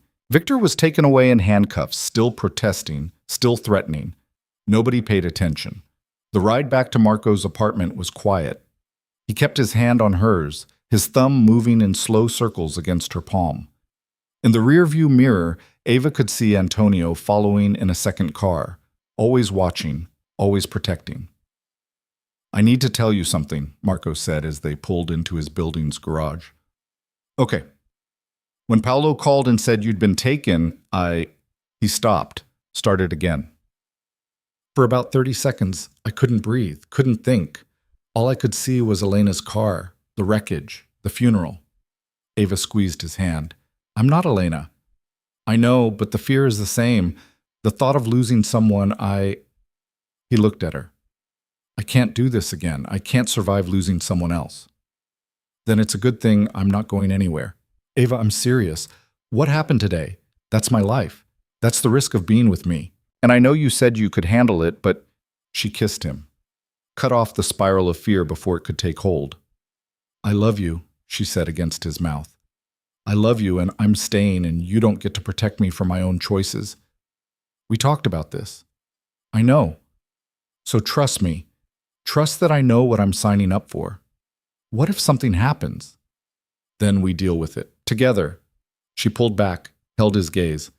"That's the deal. We're together, which means we face everything together, good and bad. Safe and dangerous. All of it. Marco rested his forehead against hers. You're too stubborn for your own good. You love it. I really do. They went upstairs. Marco drew her a bath, brought her wine, sat on the bathroom floor while she soaked. They didn't talk. They didn't need to. The silence was enough. Later, wrapped in his robe, Ava found Marco on the balcony. The city glittered below them, beautiful and indifferent and full of the life they were building together. The launch is in 2 days, she said. We can postpone. No, we're doing it. We're showing everyone that Victor didn't win. That fear doesn't stop us. Marco pulled her close. You're sure? I've never been more sure of anything. The next 2 days were chaos. Finishing touches on the building, final coordination with caterers, press, guests. The police wanted additional statements. Lawyers were involved. But through it all, Ava kept working. Because Victor was right about one thing. The building mattered. It was more than just property. It was a statement, a promise, a piece of history brought back to life. And she was going to make it perfect. Launch day arrived cool and clear. Ava stood in the Brera building's main retail space, watching the morning light stream through the original windows, catching on the restored tile work. The space was transformed. Still industrial, still honest, but polished now, purposeful. Marcus appeared at her elbow. You did it. We did it. No, this was your vision. We just helped make it real. He looked around. It's beautiful, Ava. Best work we've ever done. Elisa and Simone joined them. Paolo, Studio Paolo, not Security Paolo, brought coffee. Her team stood together in the space they'd built, and Ava felt something tight in her chest loosen. Thank you, she said, all of you, for believing in this, for following me to Milan and sticking around even when things got weird. Weird is an understatement, Marcus said, but yeah, we did good.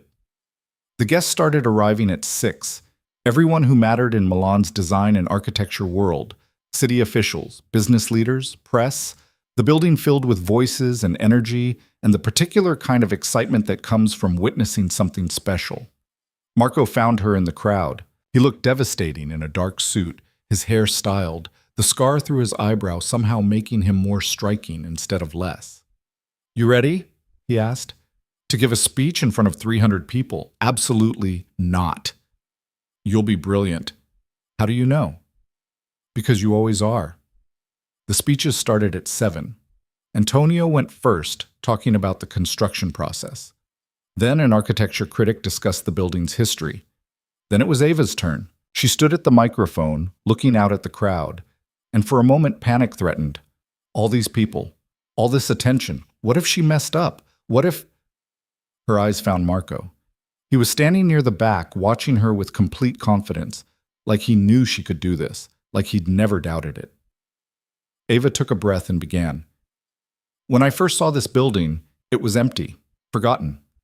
People walked past it every day without really seeing it.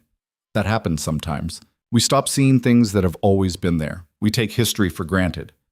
She walked to the window, gestured at the original glass. But history isn't just about preservation. It's about purpose. This building was designed in 1891 to bring people together, to create community, to matter. For too long, it didn't get to do that. Tonight, we're giving it that chance again.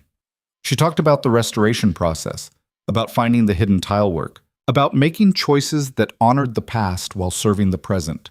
She thanked her team, thanked Marco, thanked Milan for letting an American designer make her mark on the city. When she finished, the applause was genuine and sustained. People came up after, congratulating her, asking for her card. Gallery owners, developers, other designers. Ava smiled and networked and tried not to let the magnitude of what they'd accomplished overwhelm her. Around 9, Marco pulled her aside. Come with me, he said.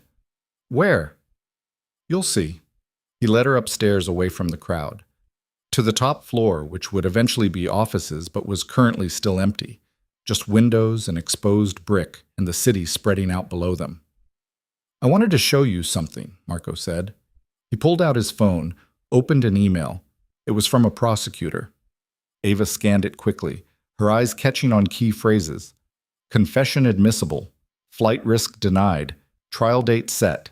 Victor's not getting bail, Marco said. The recording you made, combined with the physical evidence they found, he's done. The prosecutor thinks they can get him for Elena and Luca's murders plus your kidnapping. Ava looked up. How do you feel about that? Ask me that a week ago, I would have said it wasn't enough, that I wanted him to suffer the way I suffered. He put his phone away. But now, I just feel tired and ready to be done with it. That's growth. That's you. You make me want to be better than the anger. He took her hands, which brings me to why I brought you up here. You're being mysterious. I'm being nervous. Marco DeLuca doesn't get nervous. Marco DeLuca is about to do something he's never done before, and he's terrified. He took a breath. I know it's fast. I know we've only been together a few months. I know your life is in Milan, and mine is complicated, and we're still figuring things out. Ava's heart started hammering. Marco, but I also know I don't want to waste time. I wasted 5 years being angry, being stuck. And then you kissed me at a party, and everything changed. He reached into his pocket. I'm not asking you to marry me right now, but I'm asking if you'd be willing to eventually, when we're ready, when the timing is right. He opened a small box. Inside was a ring, simple, elegant, perfect. It was Elena's, he said quietly. She would have wanted you to have it. Wanted you to know that loving again doesn't mean forgetting. It means honoring what was by building something new. Tears blurred Ava's vision. You're asking me to maybe marry you eventually? I'm asking if you see a future with me. The real kind. The permanent kind. She looked at the ring, at Marco, at the city beyond the windows. 6 months ago, she'd been watching her boyfriend flirt with someone else at a party, feeling invisible, feeling stuck. And then she'd made one impulsive decision, one reckless choice. And it had led her here, to this man, to this moment, to a future she'd never imagined but suddenly couldn't imagine living without. Yes, she said, I see that future. I want that future. Marco's smile was worth everything they'd been through to get here. He slipped the ring onto her right hand, not the left, not yet, just a promise, and pulled her close. I love you, he said. I love you too. They kissed as the party continued below them, as Milan spread out beautiful and indifferent and theirs to claim. When they broke apart, Ava was smiling through tears. We should go back down, she said. People will wonder where we are. Let them wonder. Marco. 5 more minutes, just us. So they stood at the windows, watching the city, wrapped around each other. 5 minutes stretched to 10, then 15. Nobody came looking. The party went on without them. Eventually, they did go back. Marcus took one look at Ava's face and grinned. What happened? He whispered. Tell you later. You're wearing a ring. Later. The party wound down around midnight. Guests departed with promises to stay in touch, to collaborate, to remember this night. The building emptied slowly until it was just Ava's team and Marco's people, breaking down equipment, cleaning up. Ava stood in the center of the main floor, turning slowly. The space they'd built, the vision made real. It was everything she'd hoped for. And more. You did good, boss, Simone said, appearing beside her. We all did. Yeah, but you led us here. You made us believe it was possible. She paused. I'm proud of you. And I'm glad you didn't die getting kidnapped. Ava laughed. Me too. They locked up around 1 in the morning. Marco drove Ava back to his place. The security detail had eased but was still present. Probably always would be, Ava realized. That was part of the package. She found she didn't mind. In bed later, exhausted and content, Ava traced the scar through Marco's eyebrow. When did you get this? She asked. I was 19, got in a fight defending Luca. Guy had a knife. I had stupidity and adrenaline. You won? Eventually. He caught her hand, kissed her palm. That's when I learned violence doesn't solve problems. It just creates new ones. Is that why you let the police handle Victor? Part of it. The other part was you. Watching you handle him with nothing but quick thinking and a smartwatch, you were braver than I've ever been. I was terrified. Bravery isn't not being scared. It's being scared and doing it anyway. Ava settled against his chest. What happens now? Now we build a life. Finish your other projects. Start Start new ones. Figure out this thing we're doing. He paused. Maybe eventually plan a wedding. Eventually. When you're ready. When we're both ready. Deal. They fell asleep like that, wrapped around each other, the future uncertain but theirs to face together. 3 months later, Ava stood on Marco's balcony drinking coffee and reading reviews of the Brera building. They were unanimous in their praise. The project had won 2 design awards already. 3 more building owners had approached her about similar renovations. Carter Design Studio had a waiting list. Marco appeared behind her, arms sliding around her waist. "Morning," he murmured against her neck. "Morning. Have you seen the Architectural Digest piece?" I have. You're famous. We're famous. You did the work. I just wrote checks. She turned to face him. You did more than that. You saw what the building could be. You trusted me to make it real. Best decision I ever made. Well, second best. What was the first? Kissing you back at that gallery. Ava smiled. You know, Alessandro sent me an email last week. The ex? That's the one. Wanted to reconnect. Said he'd made a mistake. What did you tell him? Nothing. Didn't even open it. She set down her coffee. I don't have time for people who didn't see my value the first time around. Good. Marco kissed her. Because you deserve better than that. You deserve everything. I don't need everything, just this. They stood on the balcony as morning light spread across Milan. Ava thought about the girl who'd kissed a stranger at a party out of spite and desperation, about all the choices she'd made since then, some smart, some reckless, all leading here, to this man, to this life, to a future built on honesty and risk and the willingness to choose love even when it was complicated. Her phone buzzed. Text from her mother. Your father and I booked flights. 2 weeks. Can't wait to meet Marco. Ava showed Marco the message. You ready for this? Meeting your parents? Yeah.